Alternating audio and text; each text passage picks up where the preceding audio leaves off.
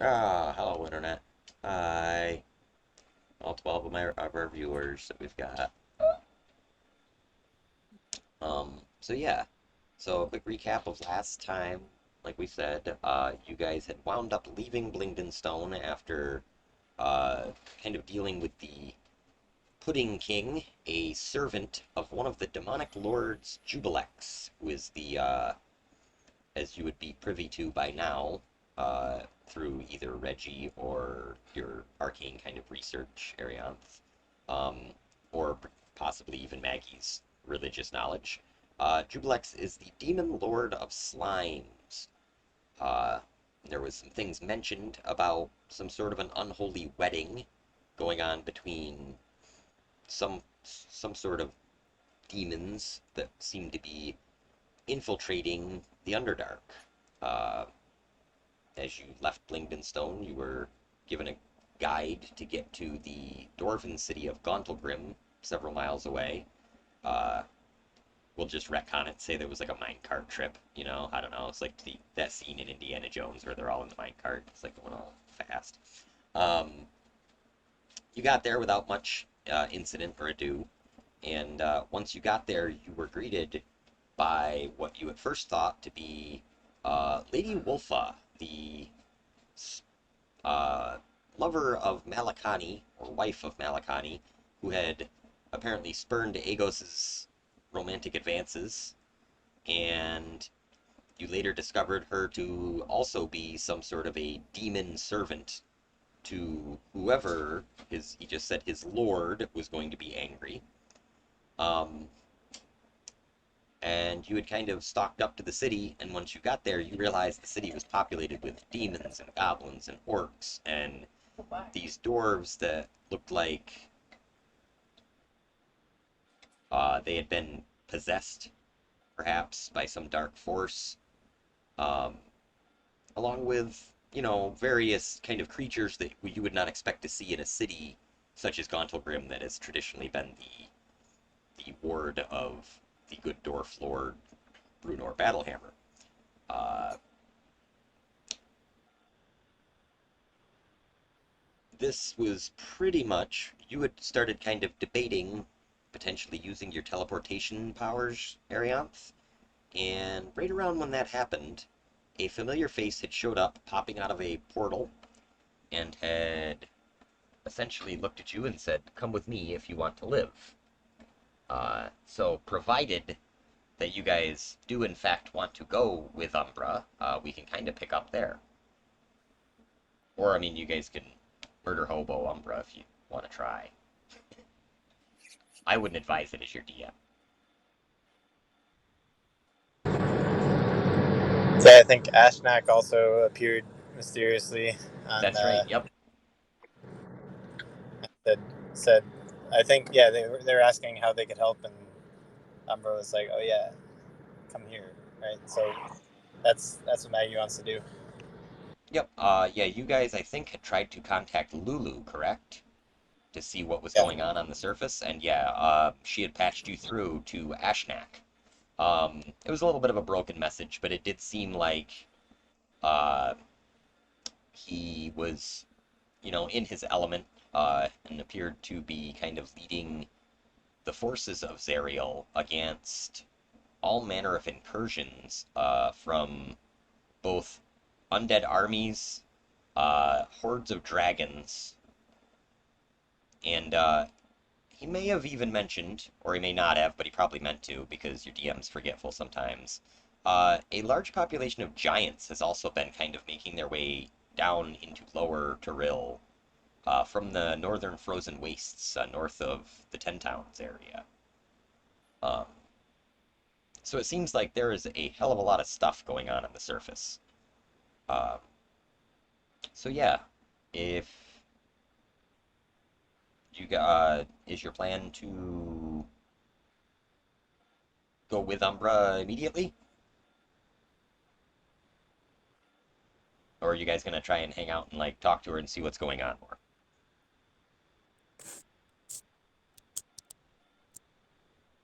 I mean, if she said come with me if you want to live, I guess I would just probably come with her. So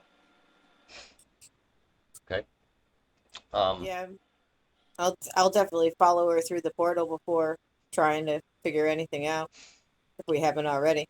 Excellent. So as you are all jumping through, we'll just say Vanadia, as soon as she says, "Come with me if you want to live," Vanadia's like, ting, like just jumps through the portal. Maggie, you're starting to go. You guys are all starting to go, and just as you get to the edge of the portal and you're sort of halfway through it, you turn around and you look back, and this is when you see uh, this massive form rising up in the center of Gauntlegrim and begin charging its way across the city at you. And though you've never seen him before, the bellow that he lets out confirms his identity to you when you can hear echoing all through the cavern, "There! Fetch the curs! Bring me my wand!" And you see these giant wings unfurl, and with a face that looks somewhat kind of bovine, but like if a cow had much of the flesh stripped off its face, and then you took some real nasty looking demon horns and stuck it on the side of it. Um, he begins charging through the city, leading these what look next to him kind of like just swarming insects. And now keep in mind, you guys are still several, probably a thousand feet away from the city, we'll say. So you have plenty of time to get through this portal, but you can definitely tell this is none other than the demon lord of undeath, Orcus himself. It seems that you have drawn his attention. And with that, the portal closes behind you, and now you're kind of you're sort of floating for a moment, and things begin to seem like you're moving quickly. You know, lights are flashing past you. This is some real Doctor Who, Rick and Morty type stuff right now. Um, and as you are progressing, Umbra begins to tell you a story. She says,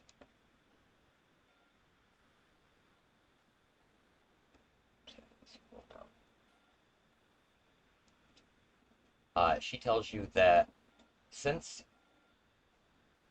you had met her, her perspective on the planes, including the prime material plane, had very much changed. She became very interested in planar travel, which she had not done much before she had met you. Um, One thing you notice is the distinct uh, absenteeism of her Hinagu friend Inamingle, the devil. The dick book Yeah, demon. Dick Book Devil, exactly. Um, and she begins to tell this story. She says that she traveled far and wide across all the planes she could find, looking for adventure, trying to make herself into a great adventurer, much as you. And it was many years that she traveled. She developed her powers as she traveled, learning to bend but not break time, being able to do certain things such as slow time down just a little bit, just long enough to give her a little bit of an advantage in certain situations. Um, she mastered her ability to plane shift. She tells you that it is very taxing on her powers, so after a plane shift, she is a little bit more vulnerable. Um, and she tells you that a great incursion has occurred on many planes, all in parallel. She reminds you of the travels to Mechanus, where you guys met the Modrons and discovered their great march. Um, Got something from Nick.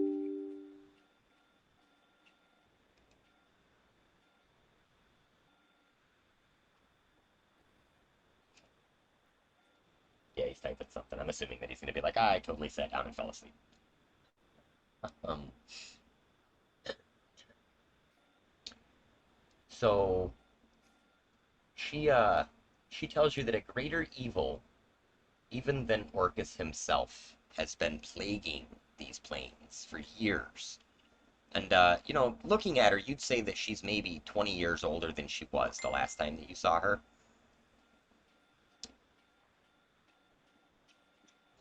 responding real quick.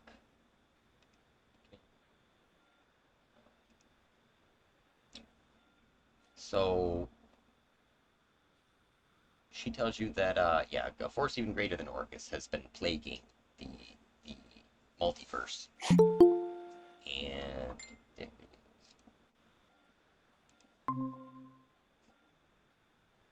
hello. Hey, what's going on? Hey, welcome back. Yeah, Indeed. welcome back. Sorry about the delay. Oh, good. I understand falling asleep. I do it every day after work for about half an hour. Just sit down and pass out. It's crazy. Um, Hang on one second. What was that? so would because I just went over it all. Anybody want to give their version of the events that led up to this in the last 3 weeks or whatever it's been?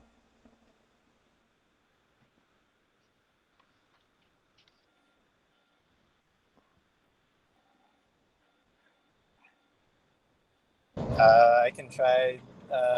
Shit. Where did you leave off? What's the last thing you remember, Nick? um, let's see. It was right before it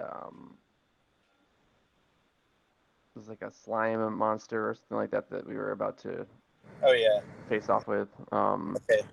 Yeah. So we went into that the lair of that dude and basically found that he had the wand of Orcus. mm, Killed him, and then this big demon thing, like a bunch more slime started coming up. So we headed back, barricaded it off, and then they led us out to Gondolgrim to like get out. But Gondolgrim had been taken over by demons. mm-hmm.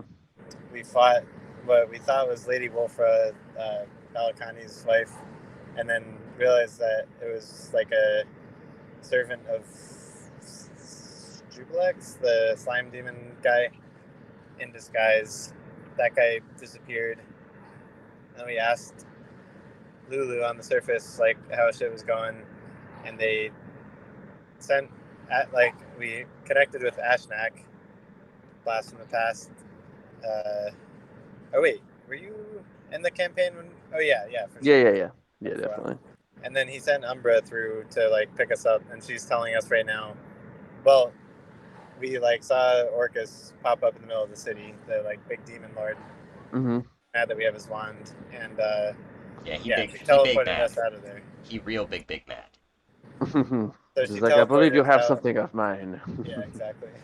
So she's telling us that like crazy shit's been going down on like a bunch of different planes in parallel at the same time. All right. Yeah, Cool. that's pretty succinct.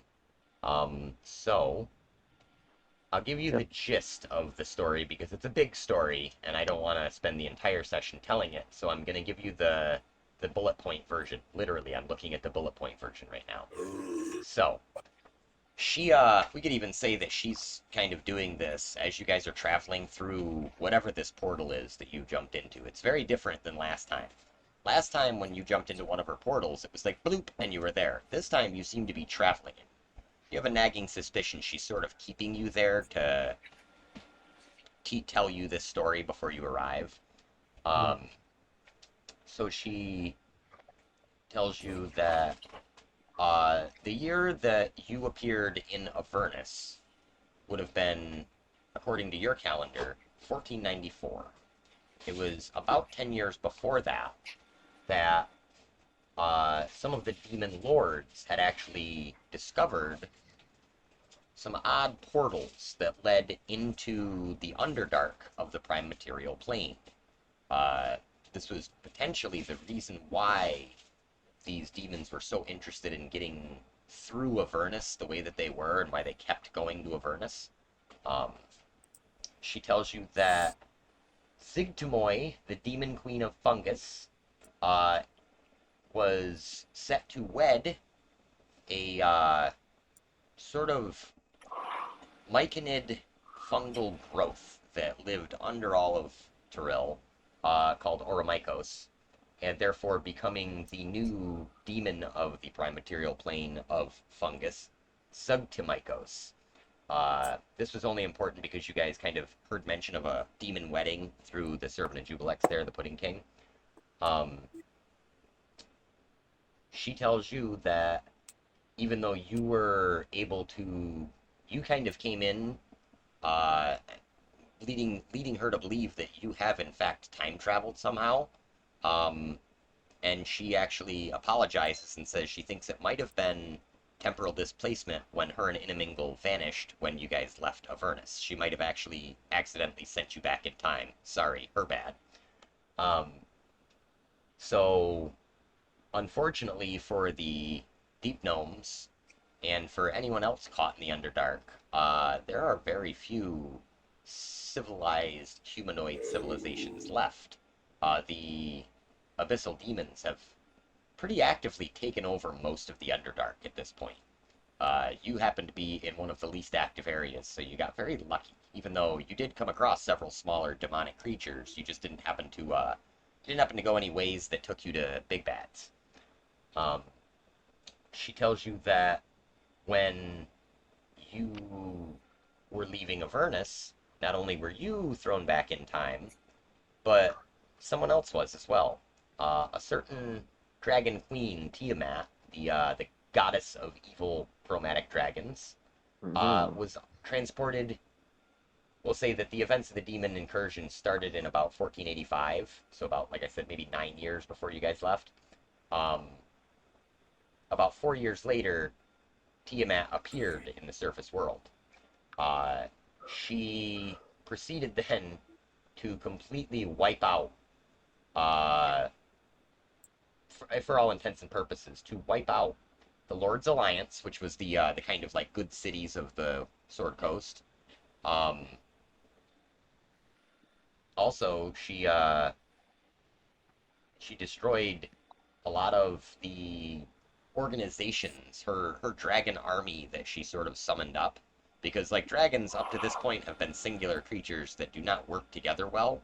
Well, when their fucking god appears, they get real organized real quick, it turns out. Um, so,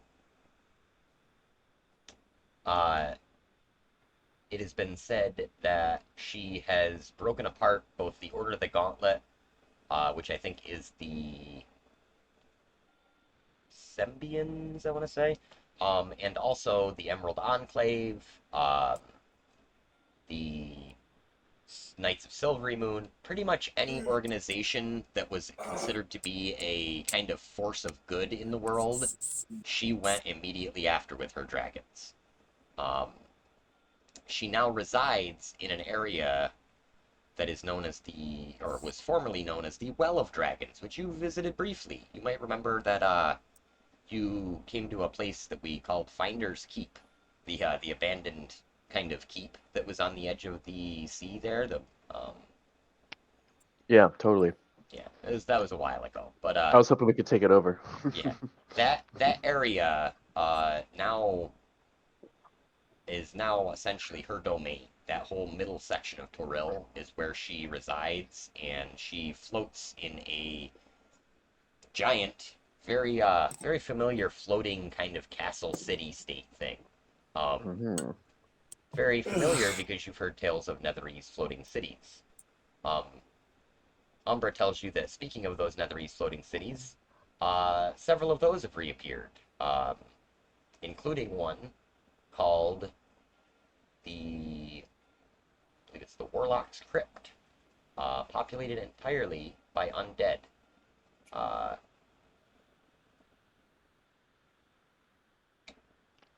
Further away, she tells you, in the jungle land of Chult, where you briefly visited whilst attempting to deal with Todd Malakani in his younger form. Um, in this alternate timeline that has been created, you weren't there to take the Soulmonger away from this lich. And with all the deaths caused by Tiamat, the Soulmonger fulfilled its purpose, which was to gather enough souls from the realm to release Asarak's master. Any Stranger Things fans here? Can you guess where I'm Mhm. going Yeah. with this? So Asarak, for a long time, she tells you, and she can confirm this because she's actually done some deep research on this over the last many years. Asarak was a direct servant, possibly a acolyte of Vecna. Um, with the Soulmonger being filled, Mhm. Vecna has now returned to the Prime Material Plane.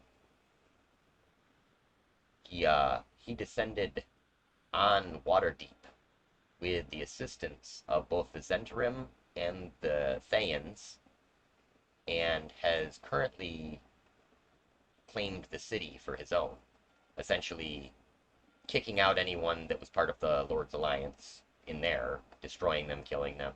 They've been split to the Nine Winds. And he also has set up farther south, uh, in the library of Candlekeep.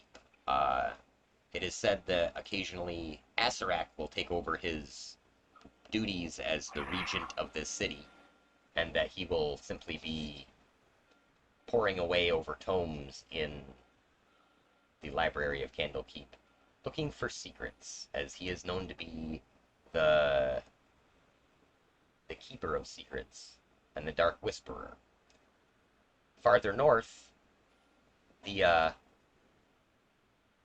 the god of the giants, seeing all this happening, Anim, the Allfather, has decided to shatter the Ordning, which she goes, I know you don't know a lot about giants, I don't think, but it's kind of like their caste system, we'll say. Um, this resulted in the Giants Alliance kind of splitting. The Stone Giants have separated themselves away, the Hill Giants, the Fire Giants, the Cloud Giants, the Frost Giants. They've all kind of gone their own separate ways. Now, specifically, the Frost Giants seem to be the biggest concern, as they are sort of the closest to the Sword Coast, being north of it in the area of Ten Towns and Icewind Dale and Luskan. And it's told that a terrible, terrible winter, a permanent winter, has befallen this area of the north, worse than any winter they've ever seen, and it hasn't stopped for the last 5 years. Gross. Yeah, Winter is coming. yeah, exactly. It's a winter is coming scenario. She says there are whispers of the elemental primordials coming to the material plane as well, although she doesn't know whether this has something to do with Vecna or if it's its own thing. It just seems to be that there's a shit show going on and everybody wants in on the action. Mhm. She says many other things have happened, but the most important thing to know is that any form of resistance to this new found evil regime that is laying waste to Faerun or Toril, uh, they have not been able to really muster any actual resistance. She says the one exception to this is your old friend Zariel. And she kind of chuckles. She says, unfortunately, Zariel is sort of gone back to her. We won't, not quite back to her wicked ways. She's not like, she hasn't gone full devil again yet. But Umbra, having met her a few times now in assistance, has found her to be a very uncomforting presence to be around. She does not like being around Zariel, as she can tell that there is something dark in her nature at work. Which you kind of got that feeling from Lulu, too, when you talked to her. Like, she was really worried that Zariel was going to go back to being a real bad bitch. Um,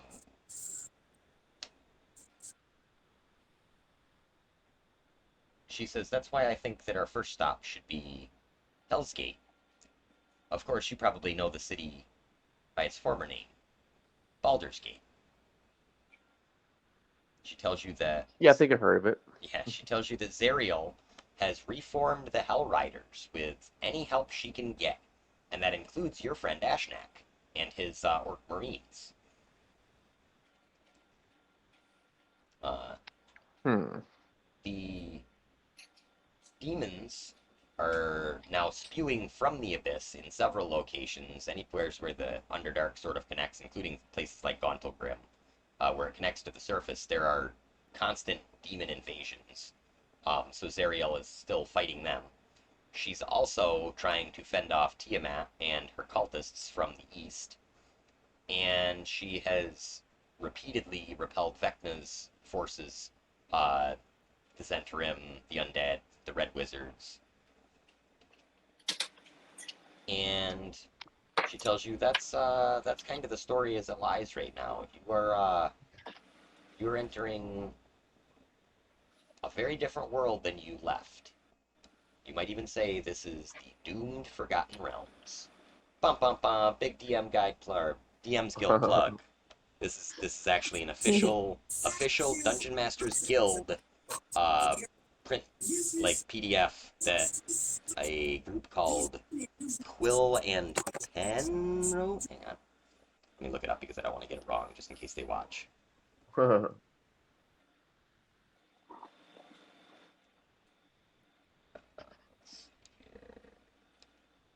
and Cauldron, I'm sorry.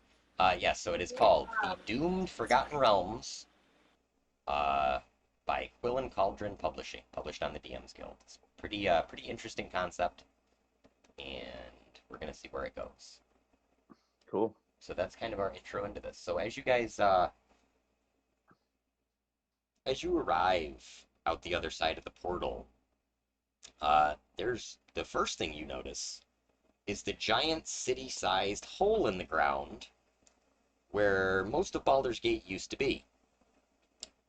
The next thing you notice is the number of devils that seem to be sort of just merrily making their way about the city, in ranked formations, kind of patrolling. It still seems very orderly and regimented, and every once in a while you'll see them dragging some strange demonic prisoner. At one point you actually see them, they are putting a dragon's head up on a giant pike outside the remaining city wall that's like kind of crumbled down and stuff. And all around the ring of this massive pit, that is just, it looks like a big giant sinkhole that goes down like several hundred feet into nothing pretty much. Like just mud and rocks and stuff where the city used to be. All around it now has sprung up what essentially looks like a refugee camp type city. And you do notice like other humanoids other than just devils being there. It looks like there is some semblance of human presence and dwarves, elves, things like that that still are here, but they do not look like the former residents of Baldur's Gate, which were dodgy enough to begin with. And she says Zariel has she's formed a council of sorts. Some of the greatest minds from the Sword Coast have joined together in a sort of tenuous alliance.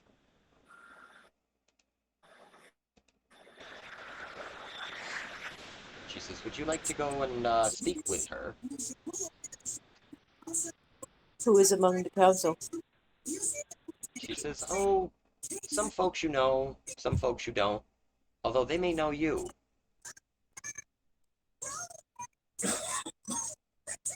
Why would they know us? Oh, your adventures, well, let's just say that they've had a far-reaching effect. Many great minds have sought to undo the events of the last, well, few weeks for you, several years for everyone else, it seems.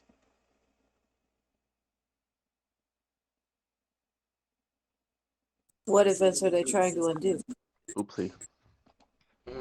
Probably the incursion of evil forces into their world. The upside downification of the world. Yeah, Fair essentially enough. the complete apocalyptic scenario that they are now in.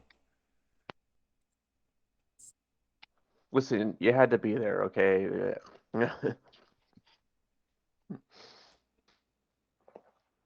Our options were limited, okay?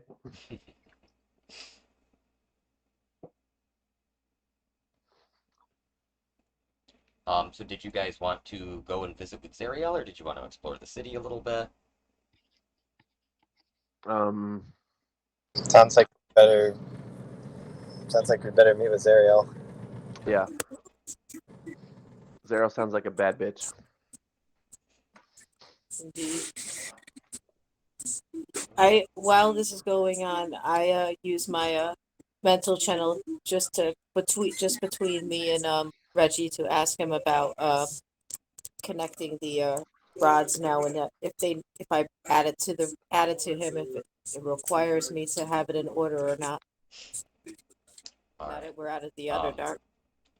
so when you contact Reggie, um, at first it's quiet, and then very faintly, you're not sure, but it sounds like he might be trying to stifle like some sobbing.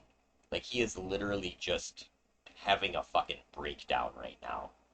Like it's only been like a half a day since you gained the actual Wand of Orcus yourself. Um, and it occurs to Reggie, he tells you, he says something along the lines of, "Oh dear, I'm sorry, Miss Harriet, but I'm just having some trouble composing myself. You see, it's been so long coming, and now that it's here, well, quite frankly, I'm scared. I don't know what's going to happen to me when the wand is complete, or when the rod is completed." I asked him if he would prefer waiting until we have more information. Well, it's sort of, what's the old expression? Oh, six of one, half a dozen of another. You see, the wait itself shouldn't be that bad. I have been waiting, well, close to, close to 200 years now, I believe. But, oh, I just wish that I'd paid more attention when that damned Mordenkainen had made this deal with me. I was so eager to complete my quest, my glorious artifact hunt, that I never thought about what the long-term repercussions would be for me or, well, for anyone around me. I would Perhaps it's caution. best we wait then. I would advise caution, I believe, in this case. Perhaps some of Zariel's council could answer more of our questions. Do you think it is best to let them know the situation with the wand?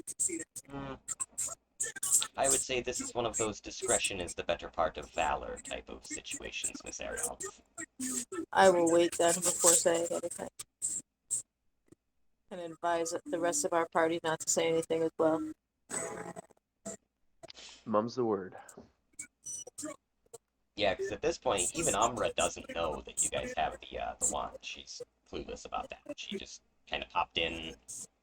All happened to be a very lucky circumstance for you guys, because man, it would have sucked if you were stuck in the Underdark with just like 4 of you fighting Orcus. Well, I guess it's 6 of you technically, but oh yeah, Nick, that's another important, well, sort of important thing, not really important. You guys did pick up a couple of NPC kind of accompaniments Nice. along the way. A young elven knight, I think you remember him, right? 'Cause Oh yeah, he totally. popped up. And then the other one was they actually went back and revived his deceased druid friend. Oh, cool. So he's now traveling with you guys, but they're not really, we'll say, particularly useful when it comes to I was fights. just gonna say, is he still as useless as he was last time Yeah, I was pretty here? much. I mean, they're kind of very low level type adventurers. They're probably were not the best suited to go traveling on a merchant trip through the Underdark. Um, But I'm happy to continue to carry that dead weight. so perched on one of the edges of the city of Hell's Gate, as she called it, the former Baldur's Gate, is a large dark tower that seems to almost bear some resemblance to the tower that you saw Mordenkainen in when you were in Avernus. In this case, though, it almost appears like a section of that tower has been taken out and just sort of shoved into the cliff face, sort of leaning a little bit, teetering over the edge. You can actually see loose bricks and things at the bottom where like a foundation would normally be. Like there's like clearly bricks have tumbled off the bottom of this thing. Um, and Umbra tells you that is where Zariel keeps her council. So you guys are able to fairly easily make your way over there with the accompaniment of Umbra. A few times, devils begin to kind of look at you and go to question you. And in one case, one of them begins to actually start to order Venadia around and saying, "You there, Hellrider! What are you doing out of formation? You should be manning the walls, or something. You're definitely not supposed to be down here with these rabble." And he points at all the other, like, kind of urchins and thieves and shit that are kind of hanging out in the city. As soon as he's around, like, all these people, like, fucking scatter, too. They run so far away from these devils. They're just kind of hiding out. I flash just like a look of intimidation, and claim my military rank, and basically just gonna challenge the orders. So the devil looks at you when you say that, when you give him this kind of look, and he immediately snarls and he says, "Insolent cur!" And he brings his hand up like he's about to bitch slap you. And Umbra steps in and just stops his hand dead. And this is like you can tell this fucking hurts this devil really bad. He's like, "Ah!" Like she does like some Jackie Chan shit, bends his arm back. And he's like, "Ah! I'm, I'm sorry, Lady Umbra, I didn't know they were with you." She says, "These are my friends. They will be treated as such." And he says, "Yeah, of course, lady, of course." She just kind of shoves him and lets him go, and he kind of gives you like a menacing scowl once and then scurries off all quick. And Umbra turns and explains to you that Zariel began to reform the Hellriders predominantly with the remaining flaming fists from the city of Baldur's Gate. So that would be why he sort of saw your armor and was like, like, what are you doing? You should be doing flaming fist stuff right now. But that is the only real event that happens on your way to the tower. She leads you quickly through the streets. And as you get to the tower, she's like, "Ah, good. I'm probably charged enough to bring us back up to the top the quick way." She opens a portal at the base of the tower, and you step through. Standing before you, well, this is where it gets real weird. You are no longer standing. You don't enter what you would think this tower would look like on the inside. Like, again, this is real Doctor Who stuff. You walk in and it's much larger. So large, in fact, that it's sort of astral, we could say. Almost as if a pocket dimension of some sort exists within this room. Standing all around this dark throne, where Zariel is sitting, brooding, holding her sword that you had returned to her, is her council. And the first thing that happens is Lulu cries out, "Oh, good you are still alive!" And she comes charging at you, specifically Umbra, and as she's charging at you, she shifts from this small little thing to this full-sized, like, war mammoth with wings, and knocks Umbra to the ground, and Umbra kind of laughs and begins wrestling her down and stuff. She's pulling on her trunk and, like, kicking her over and stuff. And she's like, "Oh, knock it off. Quit throwing your weight around." Like, and they're clearly having, like, a great time together. Zariel goes,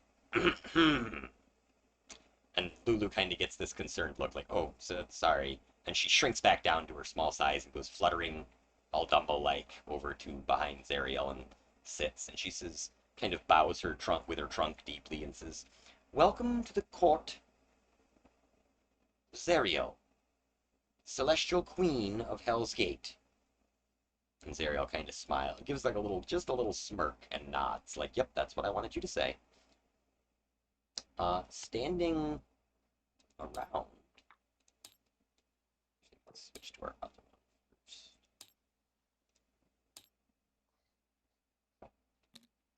Standing in this crazy looking area. First person still.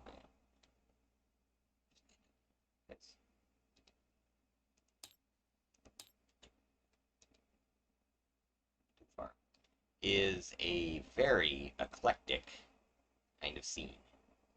The six of you, along with Umbra, you step in, and the first thing, we'll just say this is the throne. I didn't actually drop Zariel in here for some reason.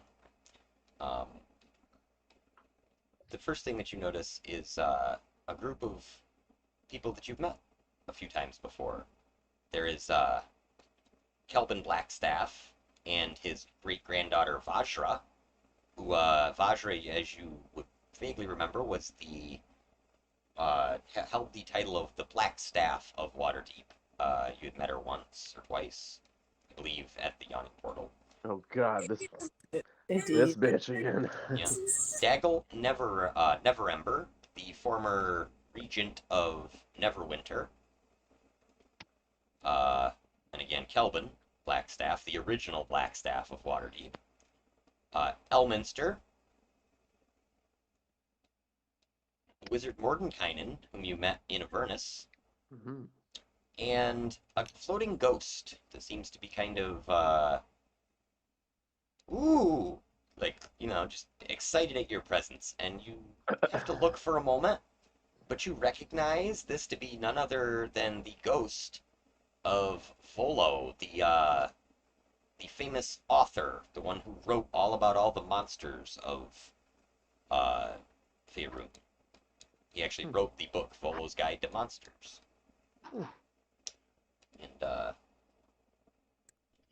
Aranith looks at him with interest for her scholarly side.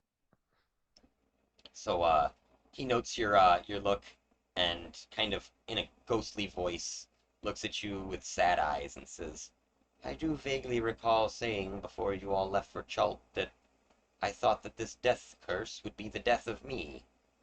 I was too smart for my own good, it seems." And Damn.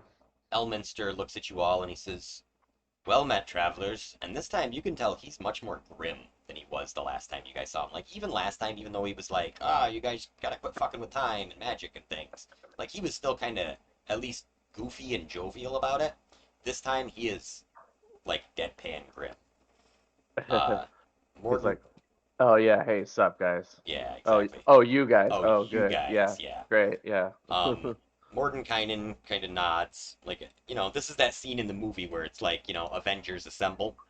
But they're just kind of nodding at you, each of them taking a turn. And as you scan over the other direction, you do recognize a few of these people.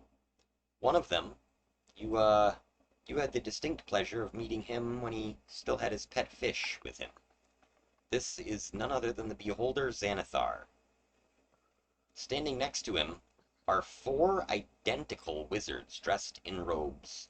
All of them looking fairly gaunt, though not like undead gaunt, just really old guy gaunt. But they are identical copies of one another. And in almost unison, they all look at Umbra and say, "Well, good, good, good. You've managed to retrieve them. And the most clearly ominous presence in the room is a very large storm giant, well armed and armored, standing 40, 50 feet tall. Is he missing a belt, perhaps? He's just rocking the loincloth. He's got the old codpiece loincloth combo. No, I just making reference to my storm giant belt. Oh. Yeah, that's true. Forgot about that. He's probably eyeing that like, where the hell did you get that, little guy? Little girl? I'll arm wrestle you for it. The final one, although you never actually met him, you did see a approximate kind of visage of what he looked like when you first entered the dungeon under the Yawning Portal.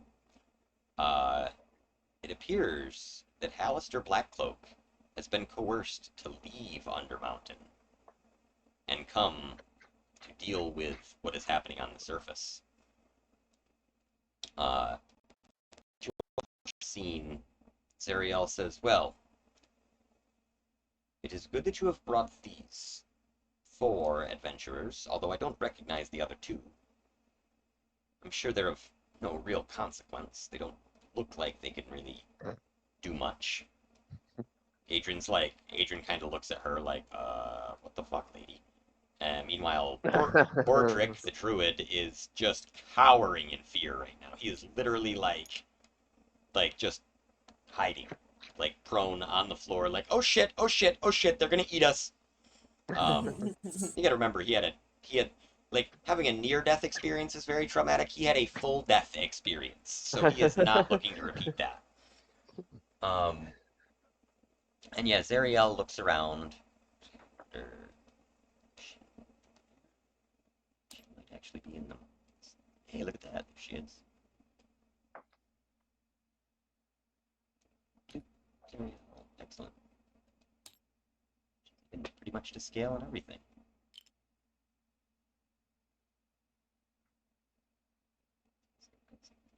Tabletop simulators being a little laggy there for a minute, made me worry.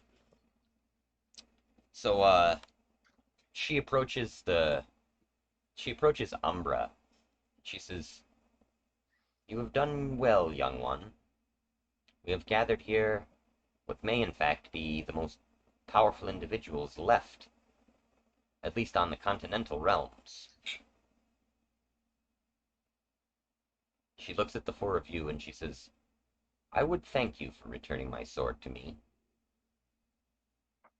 And though I know there are those who have doubts about my motives," and she sort of shoots like a sideways glance over at Lulu, and Lulu like kind of backs up behind her chair, like, I don't know what you're talking about.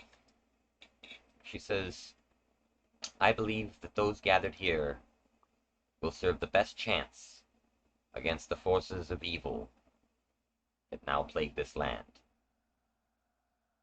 I have gone to Mount Celestia, but to no avail. They shut me out. I tried to return to where my fathers created me, and they wanted nothing to do with me. They said I was tainted.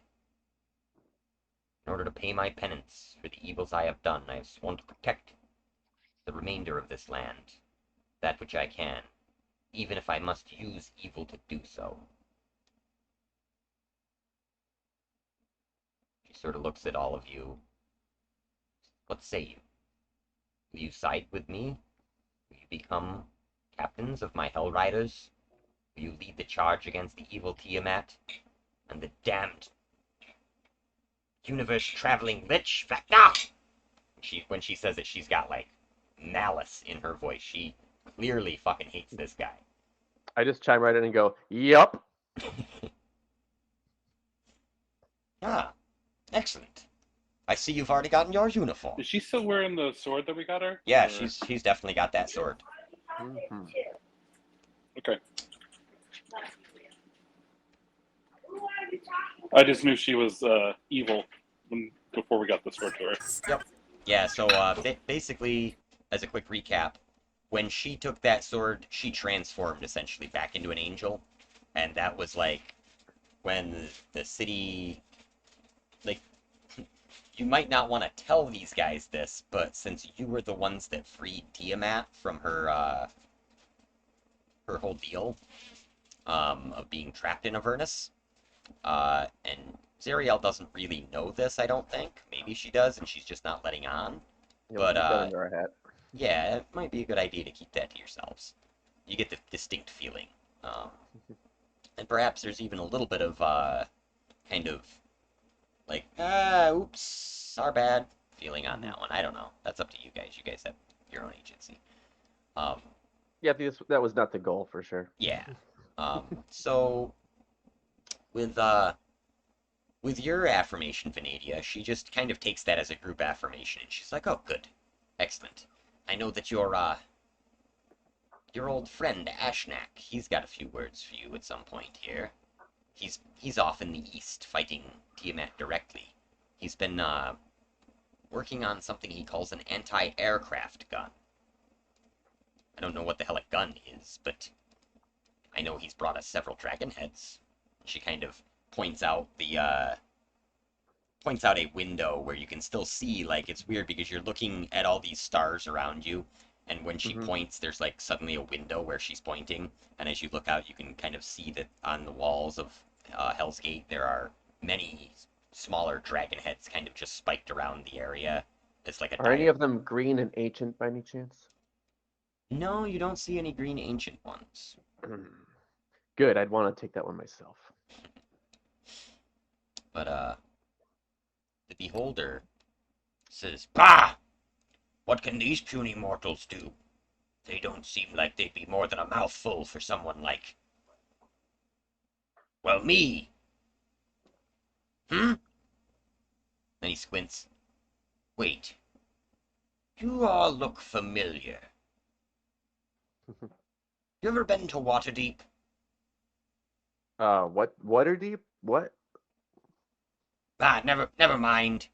It's a long story. There was this fish. I really liked him. He then kind of twitches, and you see all of his eye stalks sort of roll up in his head for a minute, and then when he comes back out, he he starts singing like some old folk tune, like I'm trying to come up with a good one here. Let's see. I bet you I can find one real fast.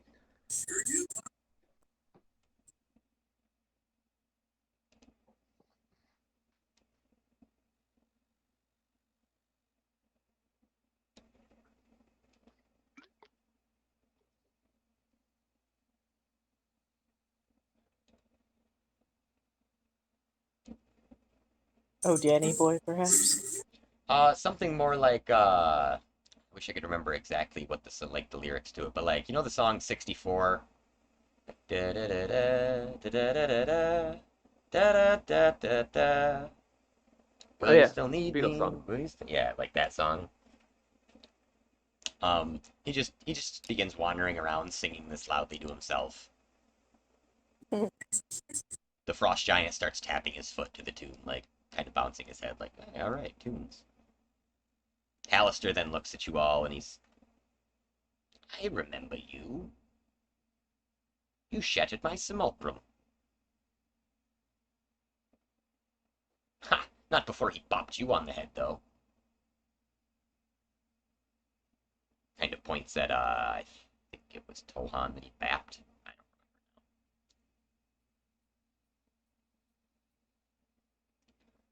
I haven't seen too many people bap Tohan get away with it.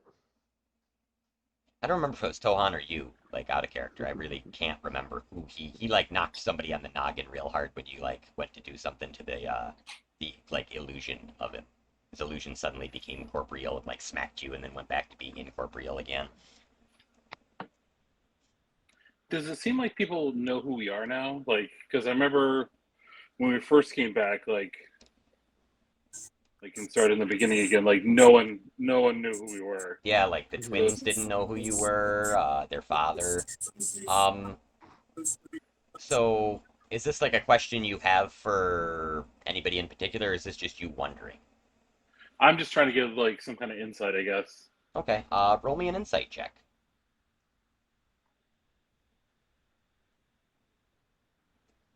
You got a +0. 14. All right. Um,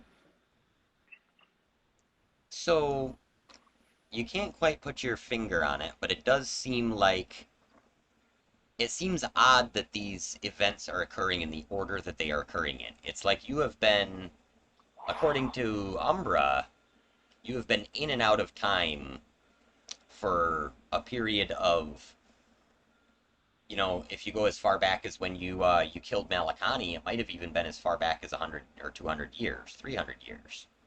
Um, so how is it that he arose then as a lich in the first place? Things are not really lining up correctly. There is definitely some sort of timey-wimey wibble-wobble stuff going on, we'll say. Some kind of an anomaly. Yeah, exactly. Like things that should have Space-time already anomaly. happened have not happened yet, and things that haven't happened yet seem to have already happened. Timelines are just kind of melding. Exactly. Mm. It's an intersection. Zariel says, is there any information you can give us? Umbra tells me she rescued you from the Underdark. She said that, it looked as though Gauntlgrim had fallen.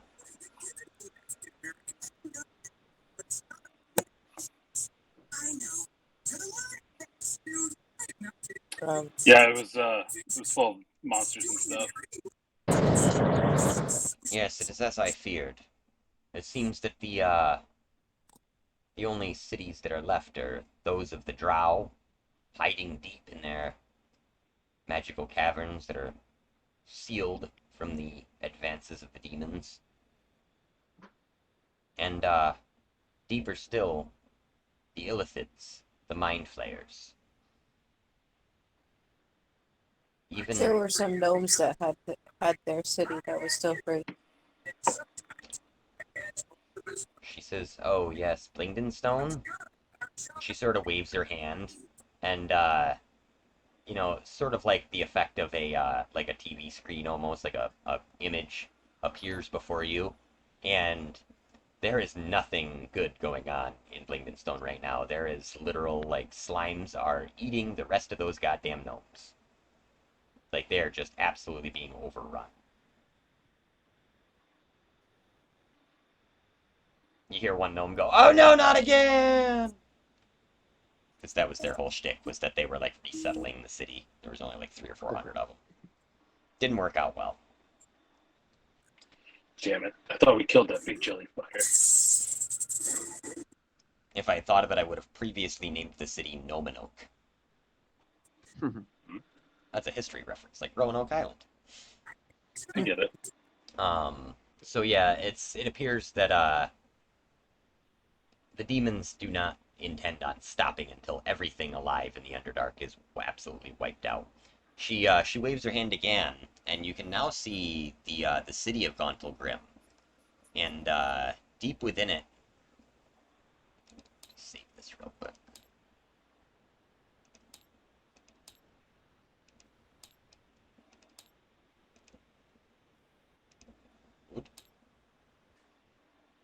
You can see that deep within it, there appears to be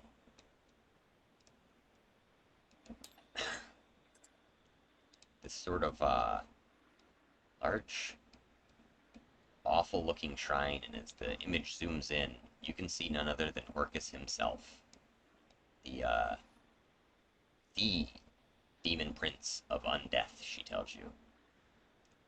She says, "I can't be sure, but I have a feeling that he and Vecna have somehow worked together to facilitate all of this." And she sort of waves her hands all at the multitude of images of terror and evil that are now springing up around her. And yeah, it seems like Orcus just stands on his pile of skulls, brooding, and all around him you can see these bodies hanging up. That's a gnarly scene. Stands in a giant skull of some creature. The scene zooms back out again. And she says, "He has declared himself the king of the demon lords, I hear. Interesting. I'd be rather surprised if there wasn't some contention about that matter, but it seems that the demons are too busy concerning themselves with destroying all the life that they find in their own individual, unique ways, as opposed to doing anything productive together. It's the one saving grace that we seem to have about these beasts of chaos. They're not like devils. At least devils, you know that they're going to act like devils. I couldn't tell you the first thing about what Orcus is planning, fortunately." So what's the plan to stop all this? She says, "We kill every demon, dragon, and undead creature that we can find, till they're all gone." Is there any way to set Tiamat against Orcus? Now that's an interesting concept, young lady, she says. And she's sort of like walking and trying to be all regal. And while she's doing this, Umbra is like poking Lulu, and Lulu's poking Umbra, and they're just sort of dicking around behind her. Um, Kicking each other in the shin and stuff. Excuse me. So, she sort of turns and she says, "It is true that there is no love lost between the Queen of the Dragons, the God Queen of the Dragons, and he who would control death itself. They are, well, not quite diametrically opposed forces, but they seem to have an understanding. They both seem to understand that neither of them is quite strong enough to outright destroy the other one. But I can almost guarantee that they both have their own machinations, their own plans to, well, dispose of the others. I can't be certain that Vecna and Orcus are working together. It has been said that in ancient history, Vecna became a lich by actually stealing the secret of undeath magic from Orcus himself. Whether that is true or not, who knows with demons. But It yes, even I think that there could be a plan put together to get them to perhaps thin their own numbers out before we attack. As you can see, my forces here are dwindling. There's only a perhaps. few Oh, sorry. hundred. There's only a few hundred of my Hell Riders. I'm trying to constantly conscript more, but the best ones I have are far to the east, facing Tiamat's dragons in the Well of Dragons right now. That's your D- friend Ashnak. Does Tiamat know that Vecnus and Orcus are working together? And she says, again, I can't confirm this, but Tiamat has her ways of knowing things. She has 5 generals, ancient dragons, the old ones, some of the first of the chromatics. And she sort of puts a picture up, and these dragons are very familiar to you again. There is the black dragon that you guys fought in these like the mud flats of Rezamark.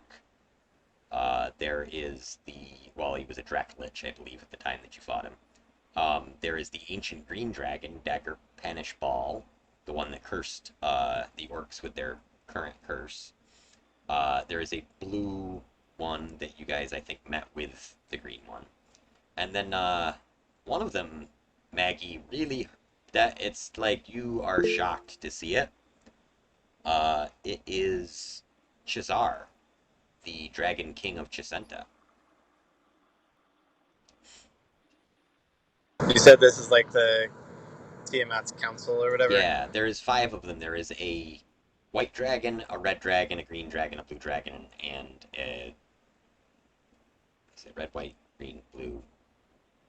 Oh, Black. black. Thank you. Counting to 5 is hard.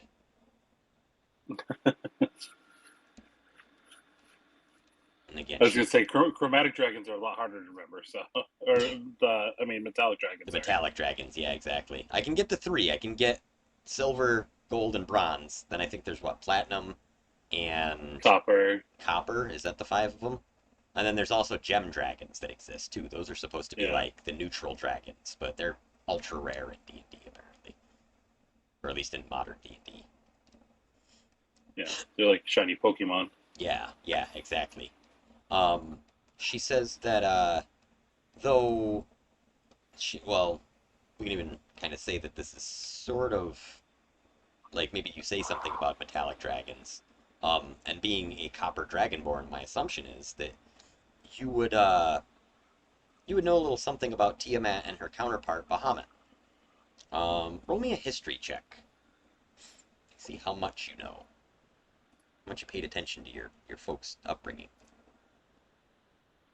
12 plus 0, so 12. Okay.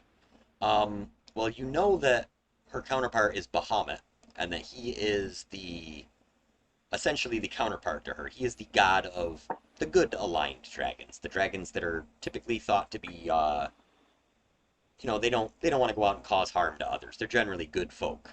Um, and that is, like we said, all the metallic dragons. Uh, you also know that Bahamut and Tiamat are both mortal enemies. Uh, and this is some weird, like, kind of Greek god type shit here, but they are also both brothers and sister and lovers. It's like cats, they don't care. Some weird I funky. moved into the other room. Is that better for my mic? Yeah, that's fine. Sounds good. Like it's like some you know, it's just it leads you to realize that as the god, it's sort of like all the Greek gods where it's like they were always like fucking their sister, fucking their dog or whatever. That's kind of like they're gods, they don't care. So yeah, that's what you remember about them from that history check. Uh, the other thing that you think is that Bahamut probably isn't gonna let Tiamat just get away with taking over the world unchecked. There's probably gonna be some throwdown shit going on between the two of them at some point.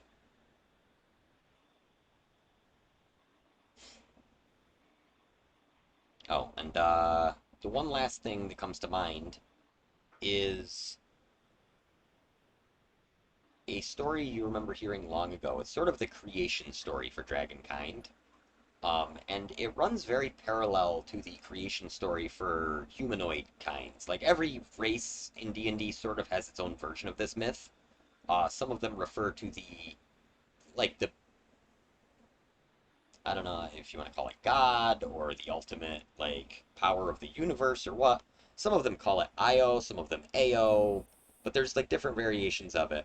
In this particular case, uh, Ao was the original like being. It was like the first there was Ao, then there was darkness, then there was Ao, and then Ao created Bahamut and Tiamat and one other, but you can't quite remember their name right now, and neither can your DM. But they essentially were that was the original metallic dragons, chromatic dragons, and gem dragons. Those were the first three. So they were all brother and sister together, and then from them was created the rest of the dragons.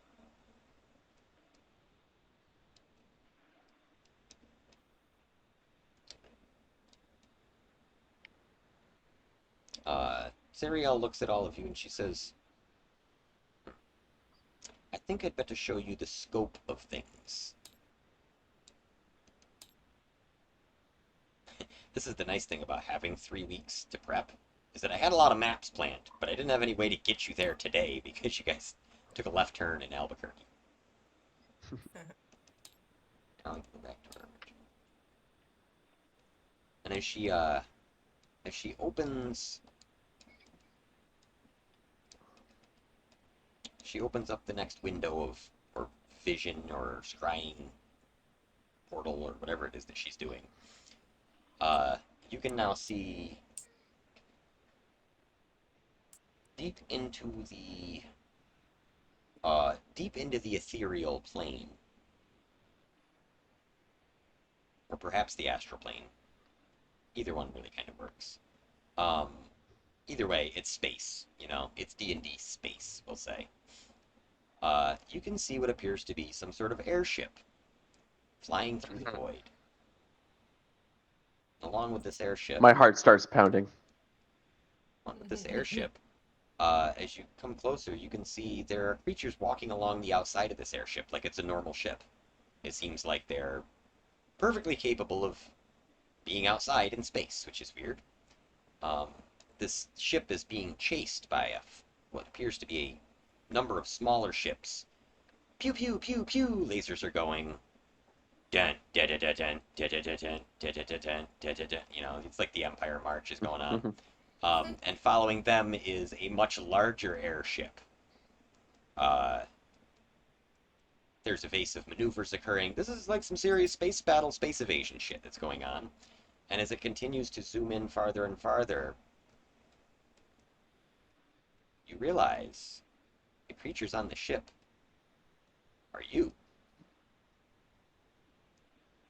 Oh, damn. And she says, I need you to understand, the events that have been occurring they're not only happening on your prime material plane, they're happening on all prime material planes, all at once. Sick. Huh.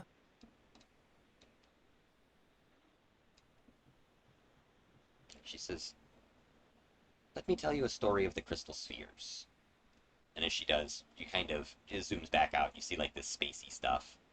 And she says, long ago, In a galaxy far, far away. yeah, the All-Father, or the Great One, or whatever you want to call him, Io, Ao, he existed in the darkness. And the darkness made him sad, and so he created the crystal spheres to bring light to the universe. Each of these crystal spheres grew and became its own living entity. First was the sphere O-Earth, spelled O-E, Earth. And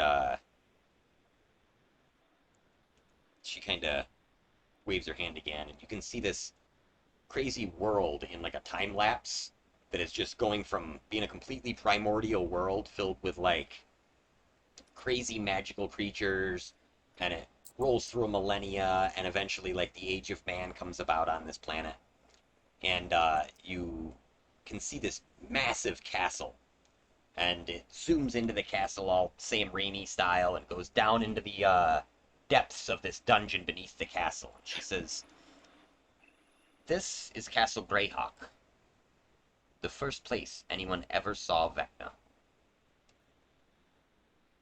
Some say he was simply a powerful wizard on Earth that was so afraid of dying that he went on every adventure he could until he found a way not to. Others say he was born evil. Still others say that the O-Earth is simply a myth and that it never existed. She waves her hand again, and now that it's like the whole crystal sphere thing zooms back out, and you go to the next sphere. And she points at another one, and it kind of zooms in on this one. And now you're on like this fiery desert planet. And she says,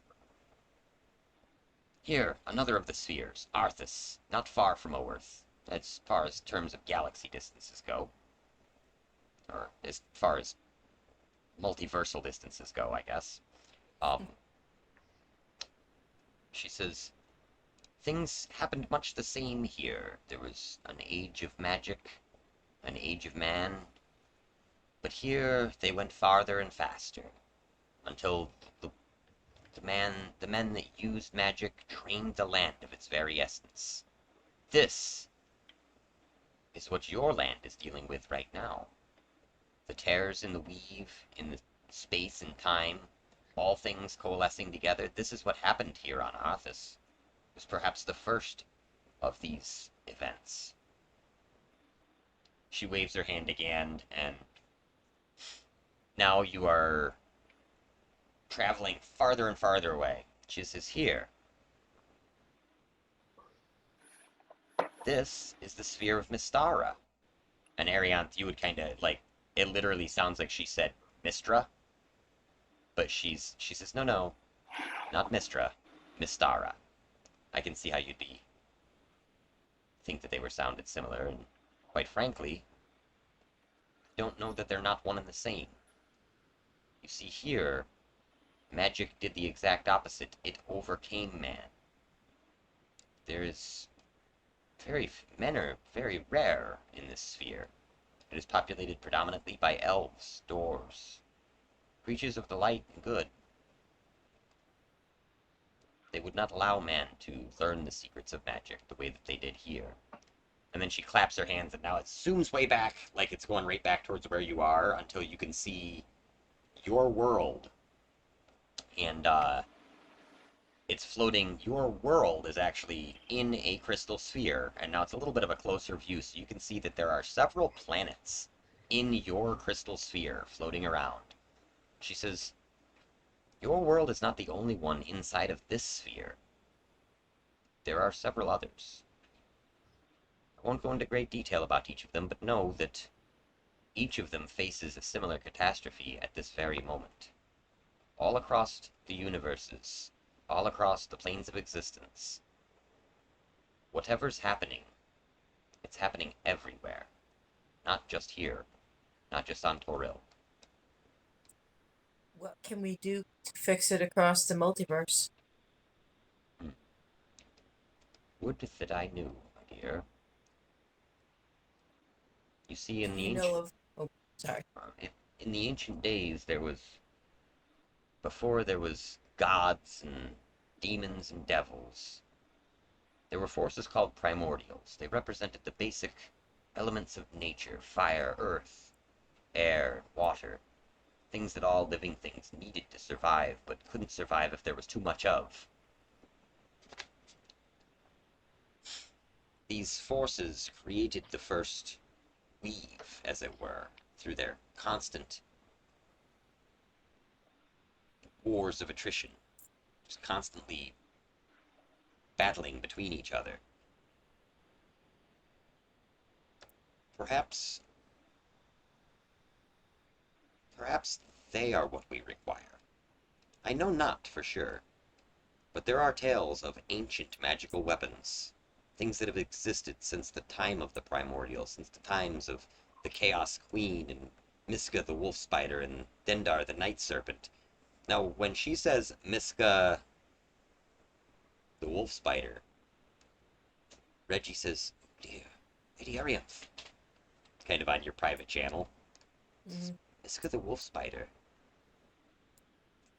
He is the one that the Archdukes, the Wind Dukes of Akka, that they used the rod to destroy him. Long ago, that's what the tales say of ancient times, that the Wind Dukes used the Rod of Seven Parts, the Rod of Law, the Staff of Law. It's gone by various names, but the story always goes that when the great hero of the Wind Dukes stood up and slew Miska, the rod was shattered into 7 parts. Perhaps the rod is one of these ancient artifacts that would be useful. That certainly could be the case. We still don't know the proper order to put them together, though.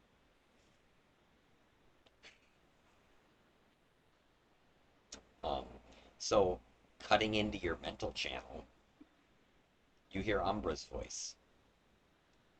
She says, "Wait, what are you guys talking about?"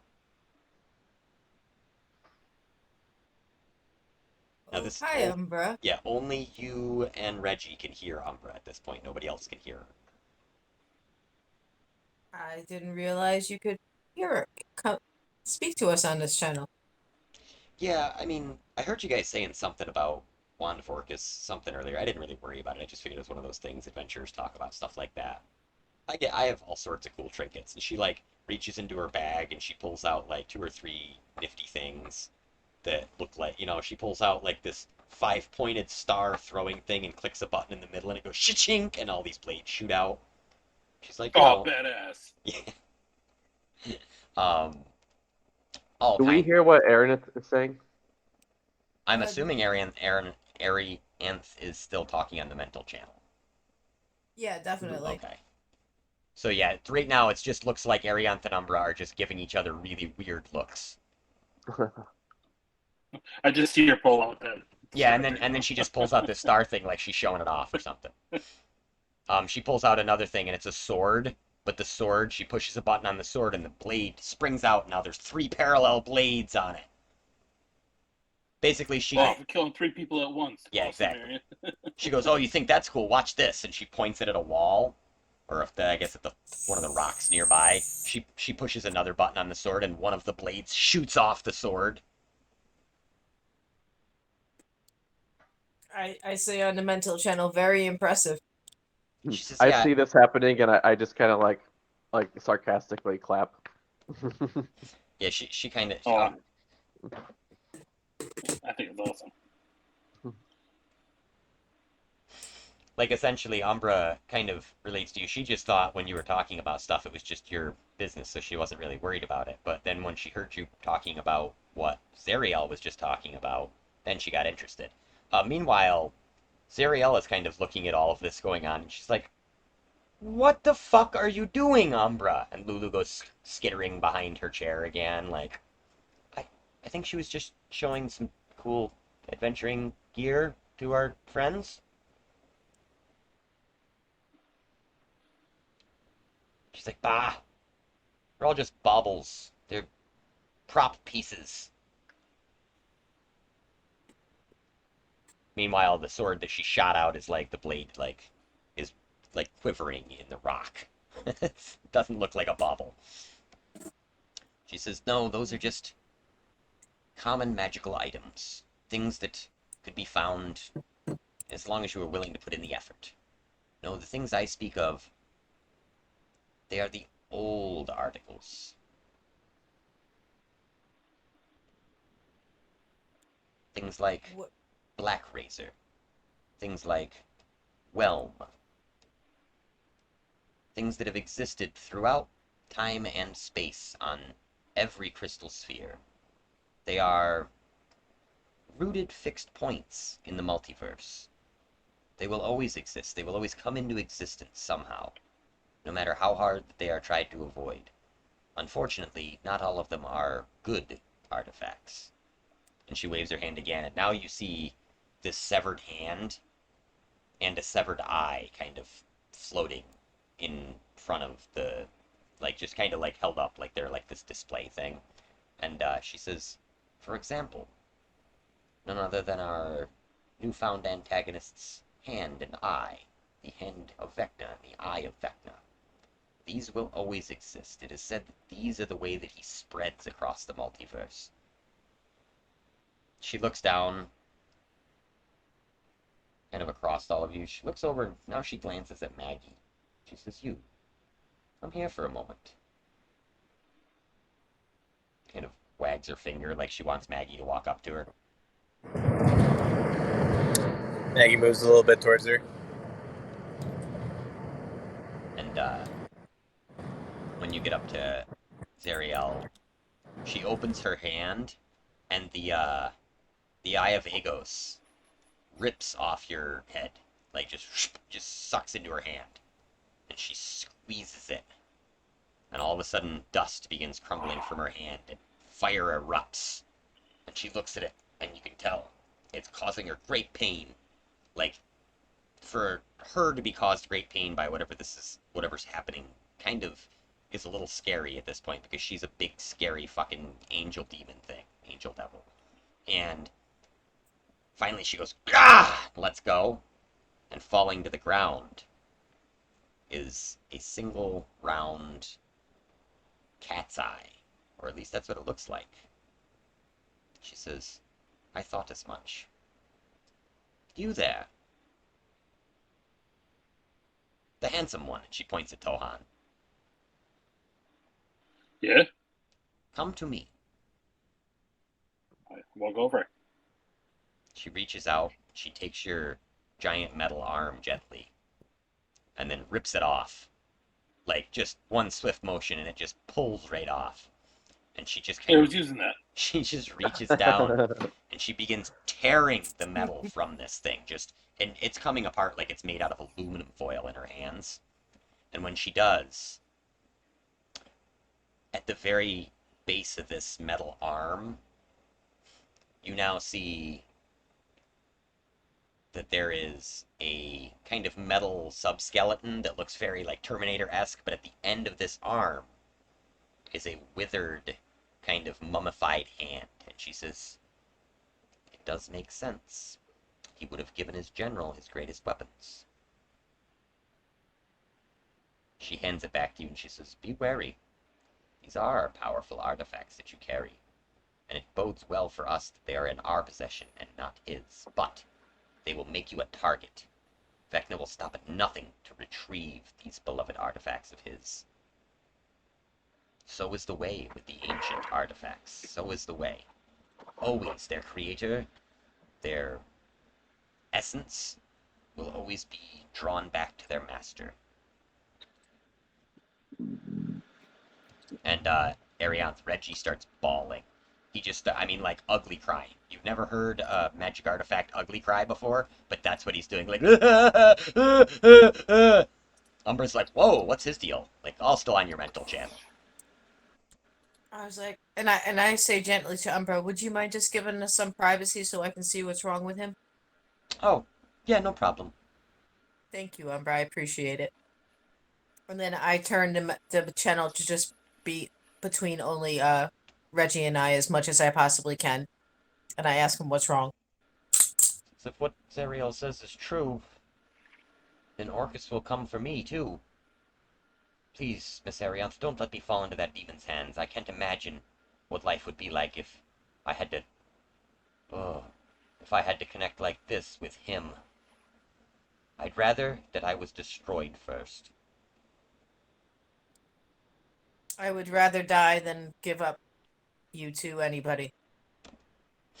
He kind of sniffles, and he's like, oh, well, thank you, Miss Arianth. That is a bit of a comfort. He says, perhaps now is the time to ask. It seems like there will be no better company than this, even though there are monsters and madmen here. Perhaps one of them will know the trick to reuniting all the parts of the rod and giving you the power that you need to defeat these evil bastards. I don't care what happens to me anymore. I just want to set these things right.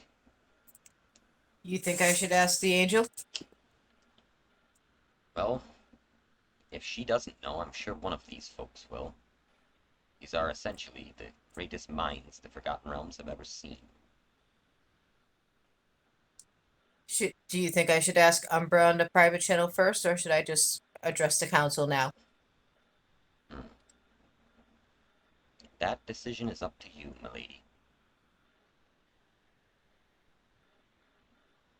I send a ping to Umbra real quick. Okay, just kind of being like, hey, so here's the deal, and breaking it down to her, like what's going on of the wand and how it's like part of the Rod of Seven, and you've already got it. And... Yeah, because I trust Umbra. I want to get her opinion before I start telling the entire council, or if I should get some people aside by themselves first. I'd say in the meantime, like while there's this awkward silence, Maggie's looking at Zariel's hand, which has been hurt and kind of like unable to help herself. Like, my lady, do you need help with that? And then moves over to offer healing magic.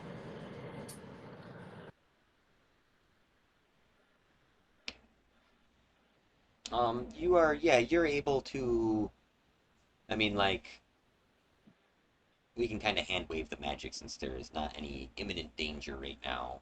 We can say you use a spell slot and you are able to heal her for, I don't know, whatever healing spell you wish to use on it, but it would probably be enough. Um, Given that she is also a magical creature, so she could probably enhance the healing. Um, she says, that's odd. That's not a prayer that I've heard before when you do your, like, magic prayer to Hestia. She says, who is your deity? Deity? Yeah. She says, I serve my lady Hestia. Interesting.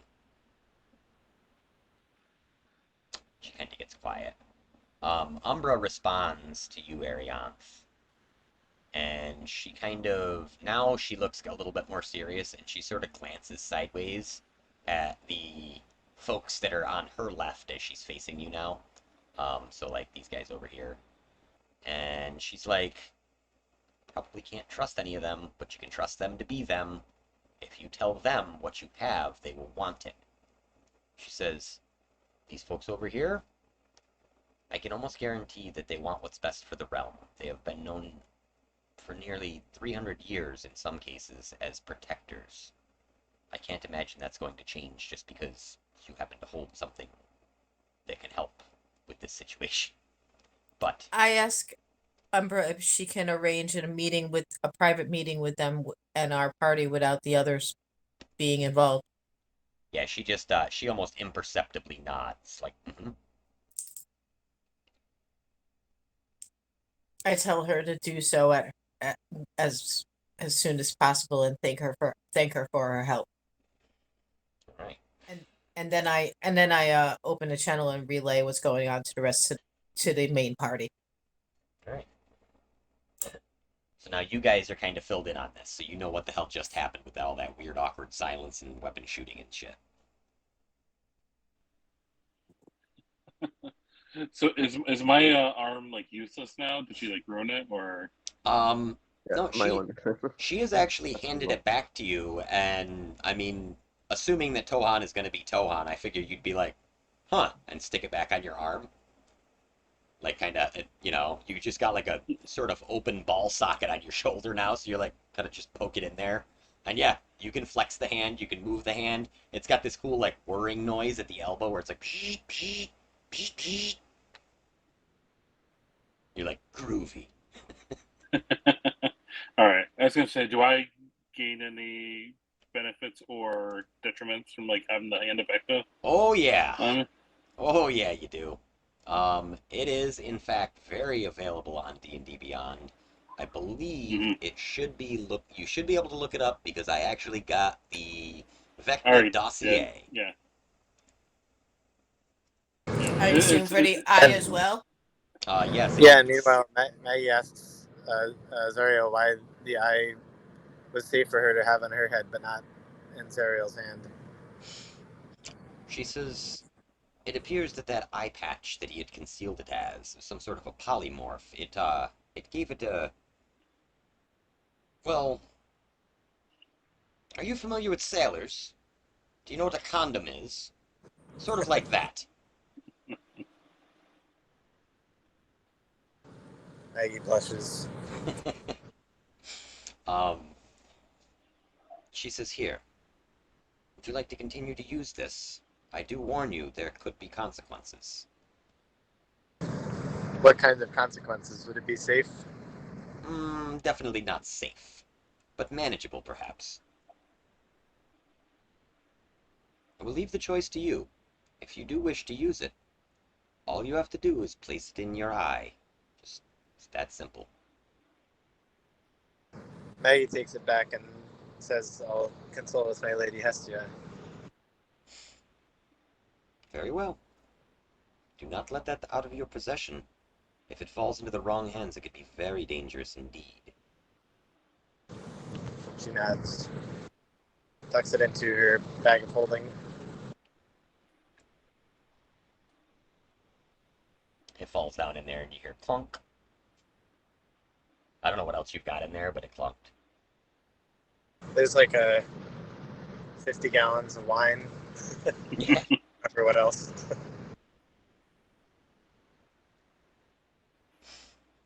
Um, she says, well, I would say that these two items are a very good start on your quest. But I must insist, we must gather as many ancient artifacts as we can before we fully assault these forces. Lady Arianth, your idea to pit the two foes against one another is an excellent one if we can manage to pull it off. The question is, how do we convince Tiamat to attack Vecna, or convince Vecna to attack Tiamat, without completely laying waste to what's left of this damned land? We probably have a better shot at convincing Tiamat since our party knows some of the dragons involved. Mayhaps that Invectus and the other guy are trying to plan against her. Maggie says, I don't know if he would honor it or even remember it, but um, Chazar has said that he owes a favor and is known to hold to his word. Volo's ghost speaks up at this point. He says, yes, it seems as though we have a tough choice. Do we choose the cultists who praise the five-headed dragon, or the cultists who want to bring about elemental destruction? Umbra says, there's always Jarl Axel. And Zariel rolls her eyes. Like, I mean, fucking hard rolls her eyes. Like, ugh. That scamp. Umbra goes, it's actually pretty cool. You see, when Tiamat's forces first showed up here, she laid waste to every army that rose against her, except for Breg and Dorothy, Jarl Axel's mercenary group. They were clever. They hid. They waited. They struck from the shadows, as is their way. Now, in the Western Sea, the Moon Sea, he hides out near the Isles, waits for the forces of Vecna, waits for any elemental cultists. And as they approach Chult, he ambushes them. He's made quite a good name for himself these last few years as a bit of a hero, it might seem.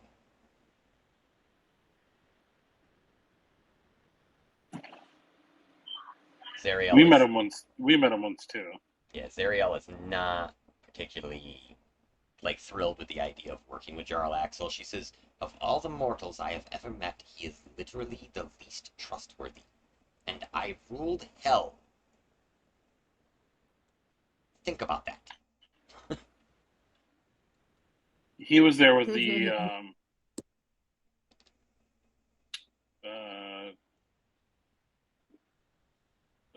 shit. What was the name of the incorporated one? With Acquisitions Incorporated, yes, he was working Acquisitions. working with Omen Dran and Jim Dark Magic and those folks. He seemed to be kind of in cahoots with them. And yeah, you guys had a weird relationship with him because at one point he had disguised himself and had kind of smuggled this drow priestess into Waterdeep. And Oh, that yeah, guy. whatever nefarious plans he had, um, you never really found out. But he has a reputation as a smuggler, as a brigand. I mean, was never a good guy, but it seems as though he's chosen the lesser of evils, in this particular case. He's like, well, it's really hard. I think that his take on it, as Umbra would explain, she would say something like, it seems he's made up his mind that a world where all the treasure goes into a dragon's hoard is not a world worth living.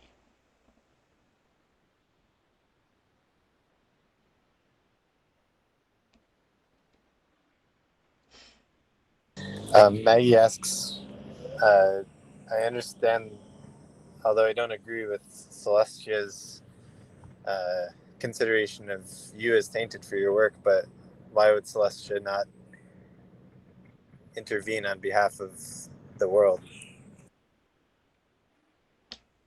You see, they are not as concerned with your plane as you might think. While they are good, she kind of spits the word out when she says good, they are not.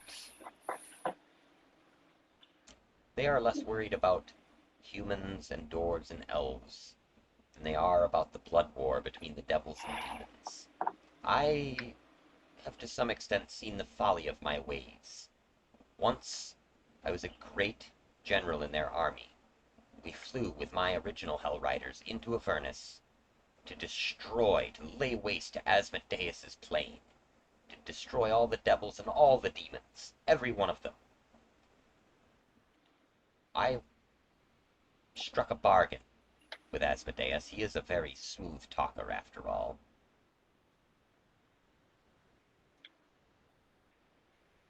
He is the one that granted me my current army.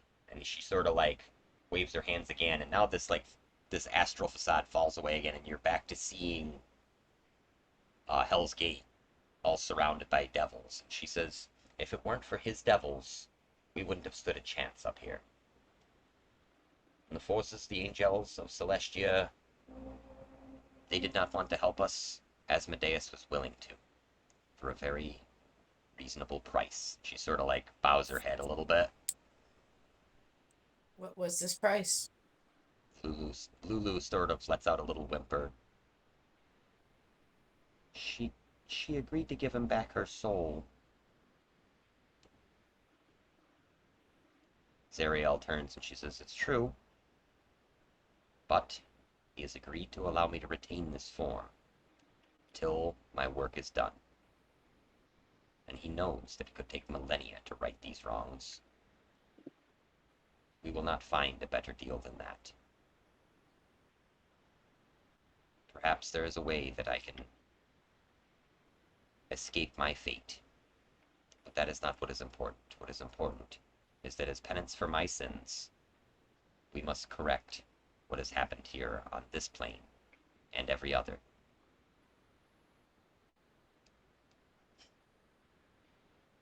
Sorry, I'm scrolling back down my PDF again. Volo perks up again and he goes, well, I have heard that Asmodeus is quite the eloquent host. If I'm lucky, hopefully I never find out for myself. Umbra sort of chuckles at that one.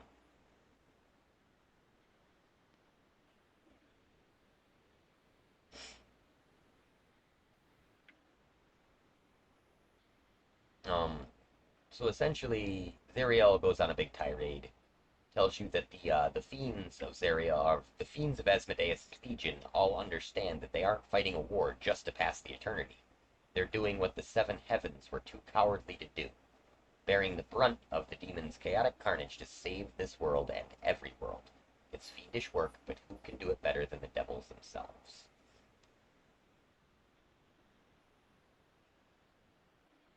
Aranith shrugs with acceptance.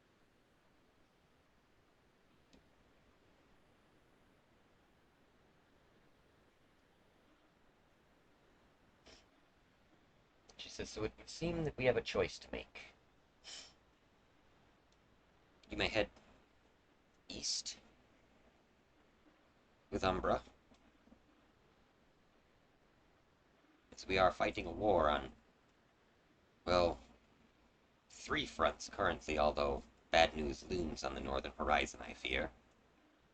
So you may head east, find your old friend Ashnak. Again, it's one of those strange time things where Ashnak remembers you guys, and has made it very clear that he does. You may head west to see if you can find Breg and Darthy and enlist their aid.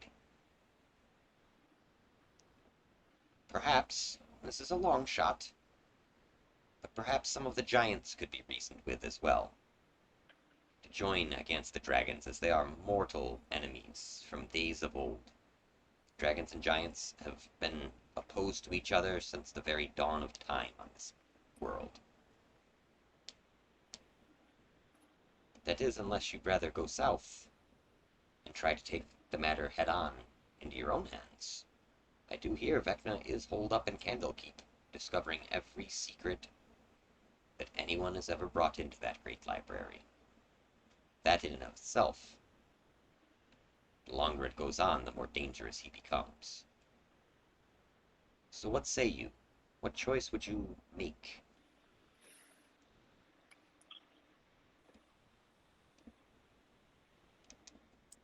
Aranith quickly uses her private mental channel to ask Umbra when she thinks she can get us a meeting with the people she referred to. Alright, before Umbra can respond, Zariel says, I can see by your silence that you're deep in thought about what it is you should do. Please. It may take a day or two to decide. Any help that we can give you, we will. I say thank you, and I am grateful for the time for the party to decide what would be best. It is a grave decision we must make. She says, yes, very well. You will be provided with housing here in Hell's Gate, and the best defenses that we can offer. I cannot guarantee your safety any more than I can guarantee any of the citizens' safety at this point, but I will guarantee you safety from my devils and from the citizens of this city.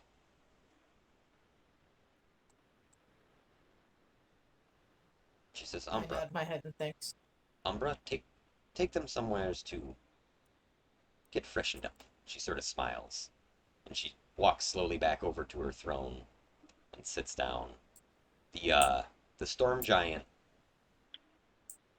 Oh, sorry, I almost kind of skipped some exposition here. So when she mentions the storm giant, uh, he actually speaks up at this point and says that he is is a former king of the Storm Giants, and that he was displaced when the giant god broke the kind of caste system that they had. So no longer are Storm Giants the greatest. Now all giants are separate but equal in the eyes of the god, and he wishes to regain their former glory through battle. And if rallying his people is what it will take, he will go with you to the north. If you desire to head west, Pallister will head with you to try and smooth over any issues there may be along the way. Manchun is quite capable of traveling with you to the Library of Candlekeep. And Xanathar says that he is always, Xanathar is like, well, I have always wanted to go see the east, middle of the country, and never been outside of Waterdeep, really. And he's like, now he's shifted into a total another personality. Like, he is literally showing all the signs of having, like, borderline personality disorder, or, like, bipolar, manic depressive, like, anything you could think of. He's got all the schizophrenias. But yeah, ultimately she kind of lets you depart. So if you are ready, Umbra will gladly take you uh, away from the area. Um, and she kind of you get the feeling that maybe Umbra, maybe you're not the only one that has this kind of mental telepathy ability. As Umbra sort of shoots a quick sideways glance, and Elminster steps up and says, "Oh, I would quite like to go have a glass of wine and settle down. So perhaps if they're going to an inn, I could accompany them and show them the new lay of the land, as it were." Zariel sort of eyes him suspiciously for a minute, and then just nods, like, okay. So if you guys are ready, you are free to depart to Hell's Gate. Sure. Yeah. Hell Riders right out. Yeah. I don't think that's going to be a thing. I don't know. You think maybe. guys can workshop it. It's cool. Yeah, I think it's gonna catch on. So yeah, you guys are now able to definitively take a long rest if you so wish. And yeah, Arianth, Elminster is very interested in what is going on with you. He like once you get to the inn, you are able to procure like a kind of a nice quiet booth. There's not really many people in the inn. The person running the inn is a kind of haggard-looking dwarf. Uh, you greet him. "Good morrow, sir. I look like a sir to you.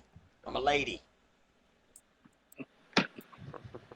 Full beard, scraggly hair sticking out from under a helmet. You couldn't tell the difference. But you are able to procure a relatively private booth. The bartender stands in one corner just polishing glassware. Elminster is immediately like on you, asking to see, like, let me see it. Let me see the wand. Show me. I look at him like, what are you talking about? Umbra told me you managed to procure the wand of Orcus. He gets very, very quiet when he says wand of Orcus. He's like, the wand of Orcus. I look at Umbra and say, did you say anything of that? Are you telling Alistair stories? She sort of looks at Elminster and then looks back at you, looks at Elminster again, and gives you like the shrug emoji shrug, like, yeah, I mean, you said you wanted to meet up with him. I couldn't just be like, hey, they want to chat. I said, fair enough, just making sure. Hmm. Which one is Elmunster again? I'm sorry. So Elminster was the you guys, I think, first encountered him when he started to give you some clues about where you were going and what you needed to do. He was also the one that initially convinced you to time travel to go try to take care of Malakani, and then was also the one that was very angry when you got back and told you that you were dolts for time traveling. This Elminster, however, seems to be he's much more like down to earth and serious about things than the other one was. He is maybe not the Elminster that you had previously dealt with so much as a different incarnation of him, perhaps. Hmm. But he does seem to know you. You know, he recognizes you. He's like, yes. Well, I say to him, I do not wish to bring it out in the open, but what do you what do you know of where I could find more information about it? It says, unfortunately, information is hard to come by these days. That would be why you'd want to go to Candlekeep. However, as you've been told, it is the central hub of Vecna's activities. He desires nothing more than to know every secret of every person in the world, in the universe. He wants to be able to use those secrets against them. I turned All to Umbro. all of a sudden, Volo's ghost pops up, and he's like, you know, and you didn't know that he was following you at all. But Volo's ghost pops out from, like, literally pops out of the woodwork and says, you know, I hear that even though Vecna's in charge down there, they still require one book as an entry fee.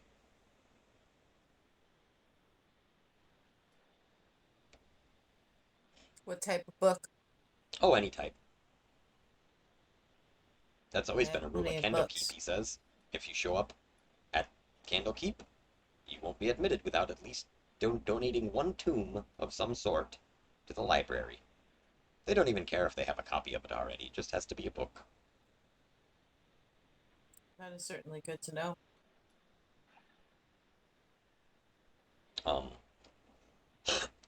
so yeah, Elminster kind of breaks it down to you that, I mean, he says, I don't know how much you know about Candlekeep, but it is literally like the library. It's where all knowledge goes to be stored in the long run. If you can't find it there, you won't find it anywhere. I turned to Umbra and asked her what her plans are, why she was planning on going west to where Ashnak is, Ashnak's to the east of you. or excuse That's me, what to the east, where Umbra's going to see Ashnak. she says, well, he's been teaching me about this new stuff that he's been doing called technology. It's pretty cool. Like, it's kind of like magic, except for, I don't know, he just takes stuff and makes things work together somehow. I don't really understand it, but I'm trying to learn it. I think it'd be a really useful skill to have. I said, indeed, it would be. I asked her if she would be willing to perhaps help us travel to Candlekeep before she went back, and we would then go, once we went to Candlekeep and learned what we needed, go with her because we also would like to see Ashnak if everybody else in the party was in agreement. She kind of looks at you and raises an eyebrow, and she says, you know what you're talking about is suicide, right? Even I don't want to go to Candlekeep. I mean, literally, it's it's like his castle now. It's like where he lives. I asked her if she has any suggestions as to where I can find the information I need.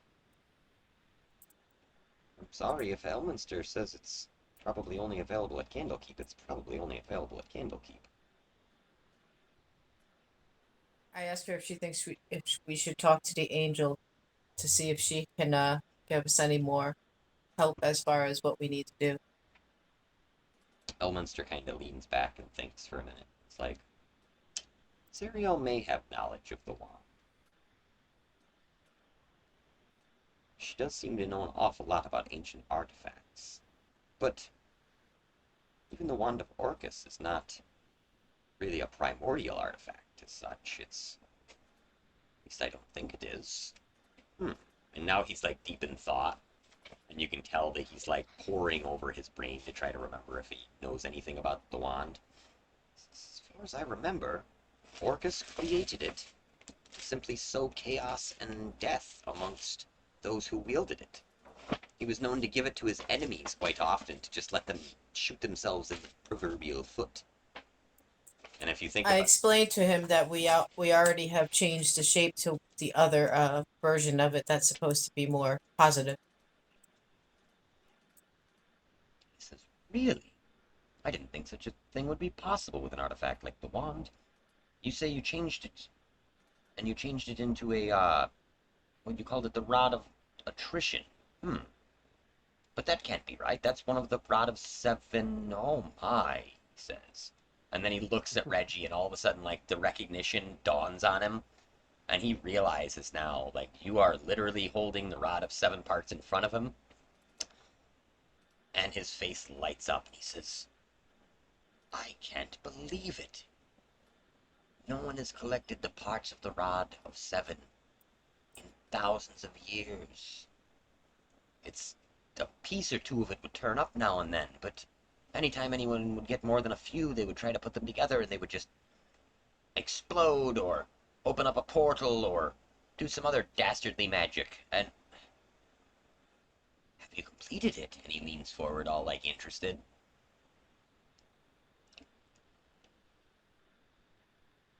I have not put everything together yet. Well, what's... So you know that it must be put together in a specific order then, yes? Of course I do. Ah. Hmm. This is very ancient magic indeed. You see my problem. I am a bit shocked that you didn't, come clean with Zariel about this. That might not make her too happy. I did not wish to speak of it in front of the entire council. Yes, a wise choice.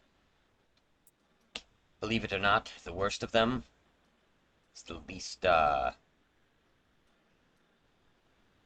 foreboding, shall we say. Manchun, those four idiots that all kept talking at the same time as each other. You see, they're clones, and they aren't the only ones.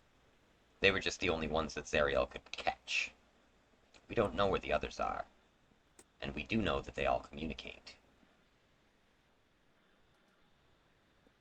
Like, picture it as like a Council of Ricks thing, kinda. Like Manchun, he explains to you, is a very powerful wizard, and he actually was at odds with Xanathar, well, actually right around the time that you guys were in Waterdeep. You see, Manchun had his own eyes on the Vault of Dragons, where you guys got your 50,000 gold dragon crown coin things from, where there was like 500,000 dragons, or 500,000 coins, I mean. Um, and so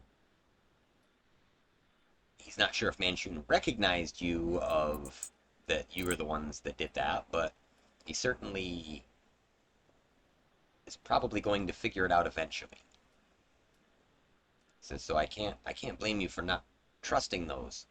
The Storm Giant, honestly, he's just his bark is worse than his bite, I think. Don't get me wrong, he'd be a formidable foe, but at this point I think he just wants to return to his homeland and reclaim his place as the I don't know, the apex predator of his species.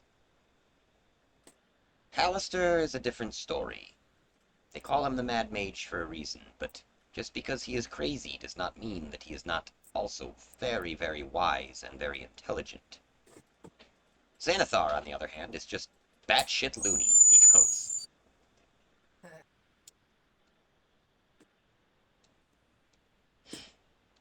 So yes, you were wise to not bring it up in front of them. However, I would ask that you would allow me to confer with the other side of our council, the side that acknowledges the presence of true evil in the world. Can you arrange a meeting for all of us? That will be difficult. Zariel keeps a very close watch on all of us. I'm actually rather surprised she let me leave the chamber.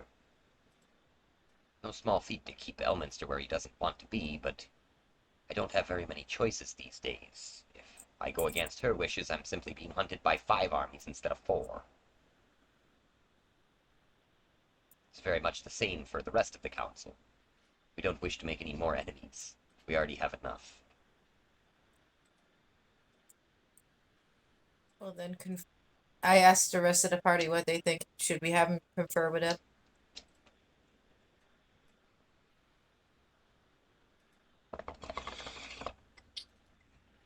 Confer with who? With the other good people, this decide the ones that Umbra had mentioned were the better ones, Yeah, it right? would be Vajra and Kelvin Blackstaff, Dagult Neverember, who, again, maybe not the best guy in the world, but, I mean, he's a politician, you know what I mean? But he also ran an entire city and did it fairly decently. Mordenkainen, who has made previous deals with devils, and Volo's already sitting here and already knows what the hell you're talking about. You didn't have a choice with that one. He just snuck up on you. Well, we don't necessarily need to talk to all of them, right? I mean, it sounds like Yeah, I think the main one would really be sorry to interrupt, would like be maybe the ones who the black staffs and maybe the angel herself, right? Maggie's like freaked out by this whole Asmodeus deal and not even quite trusting Zariel with the wand. Like she's trying to think about the ramifications of what owing Asmodeus her soul means. Well, and certainly Aaron assures her that the wand is only going to be pried from her cold dead hands. Yeah, but Zariel's got ways of turning her hands cold and dead. Well, we have to speak to Aaron. Whom does Maggie trust then? Because we have to speak to somebody to figure out what's best to do with this. I think Maggie basically trusts Elminster and the Blackstaff and doesn't really trust any of the others. Well, then, Aaron, if agrees to tell him to start with them, and we'll go from there.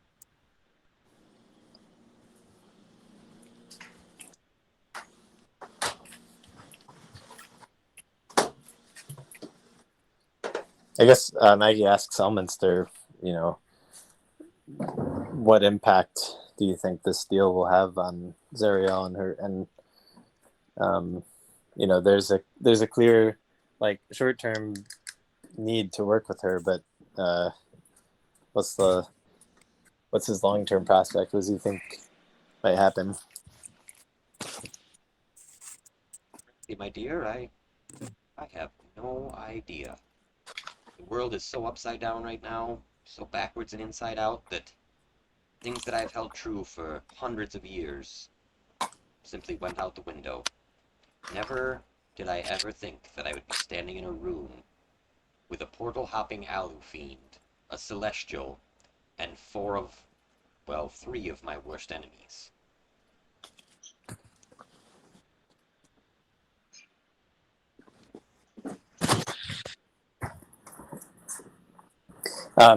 Zach, just remind me the 4 options that you gave us. What was the one to the west? Who were those guys? So that was Bragan Derthay, or as they are now known. I just scrolled past it.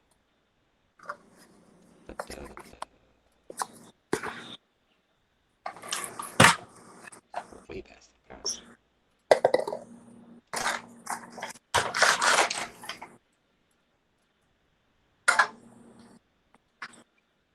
It's the only problem with PDFs. It's way too easy to just roll the mouse wheels right past where you're looking.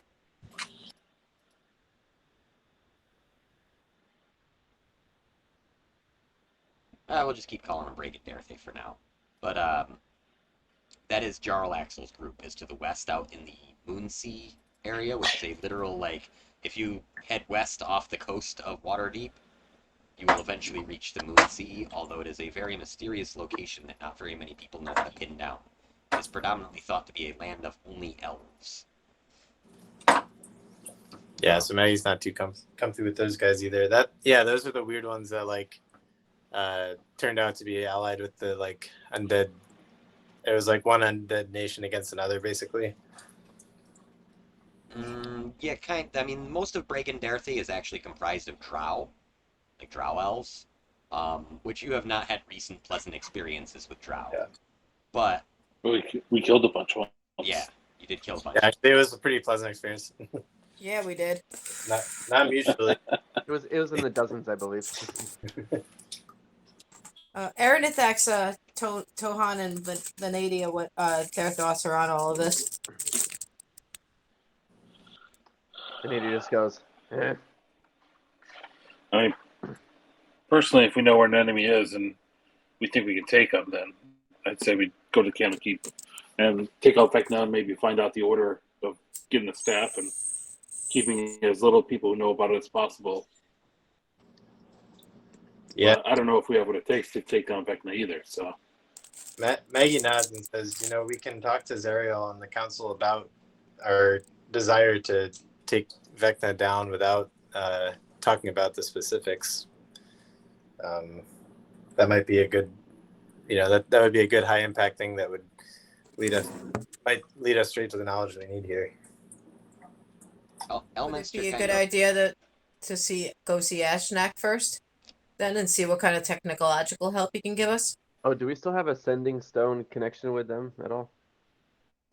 As far as I know, Maggie still has it. I think the last time she tried to use it, it didn't work. So, Zach, is that right, Zach? I think it didn't work, but you guys are also in the Underdark, so you are free to try it. It might work. Cool. Yeah, Maggie's down to it. We can check in with Asmac too, but is this like a end of day kind of thing, or are we like about to go do something? No, I think we're about done for the session. I will leave you guys with a fun little thing at the end, but I'll let you guys finish all your planning first. Okay. Well, yeah, so Maggie suggests that they go back to Zariel and ask about help fucking up Candlekeep, and then also says, like, let's check in with Ashnak. What about sending that dude to talk to at least the Blackstaffs about what's going on? Yeah. Well, yeah. I mean, we're going to probably try to recruit some helpers here if we're going to take out Vecna. I think I think the whole council is fair game as long as we don't mention the rods. Well, I was talking about the Blackstaffs as far as the rods are concerned, having this dude that we were just talking to talk to them at least. I think they already knew about it anyway. Yeah, worth a shot. Just make sure he does it very quietly. Elminster leans in and says, there is one other option. You need not take on Vecna directly. You simply need to get into Candlekeep, find the information you need, and get out. You know, a Candlekeep heist. Yeah, throwback references, deep cuts. It's certainly something to consider, but we will also need to be prepared for the possibility of discovery and having to fight anyway. You would need to use every bit of your guile if you are going to go to Candlekeep. I will warn you that. It is perhaps the hardest of your options.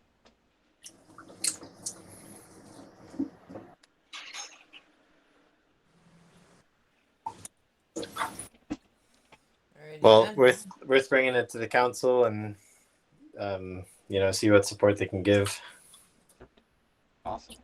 So that's probably as good of a spot as we can leave off. It's the old everybody looking all grim in the tavern when they find out how shitty everything is, and it just kind of slowly fades up into the night sky, and you can see the stars. And now we come back to... It starts panning back down again, and you're back on that vision. Now this time it's not you guys seeing it. This is just like some cinematic shit for the game.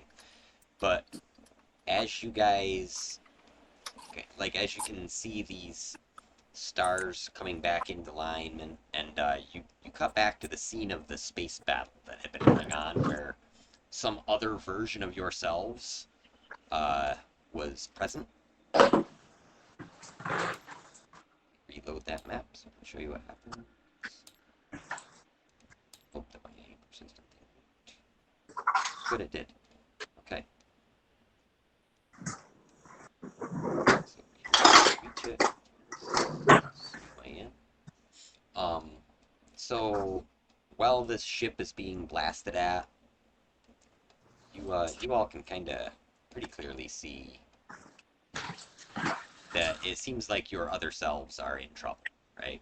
Like it's like in an alternate universe, like on the subtitles on the screen, and the ship has taken massive amounts of damage. It's like its weird puffy sail thing is all ripped. There's like holes in the hull. It seems to be leaking air out of some imaginary like invisible bubble. And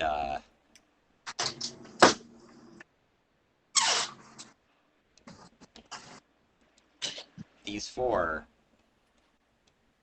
say that's it. We've got to we've got to give it up. Let's go to the escape pod. And they climb.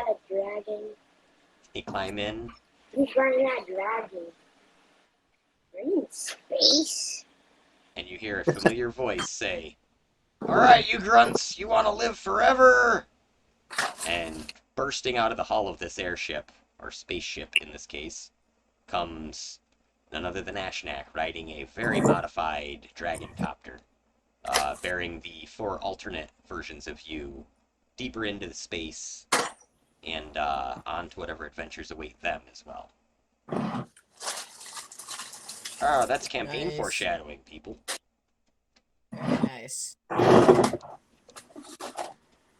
That was my attempt at a custom model. Because it's literally your dragon ship model, and then I was like, I can weld some stuff onto this. Nice. So now it's a dragon copter, because who doesn't want a dragon that's also a helicopter? How cool is that?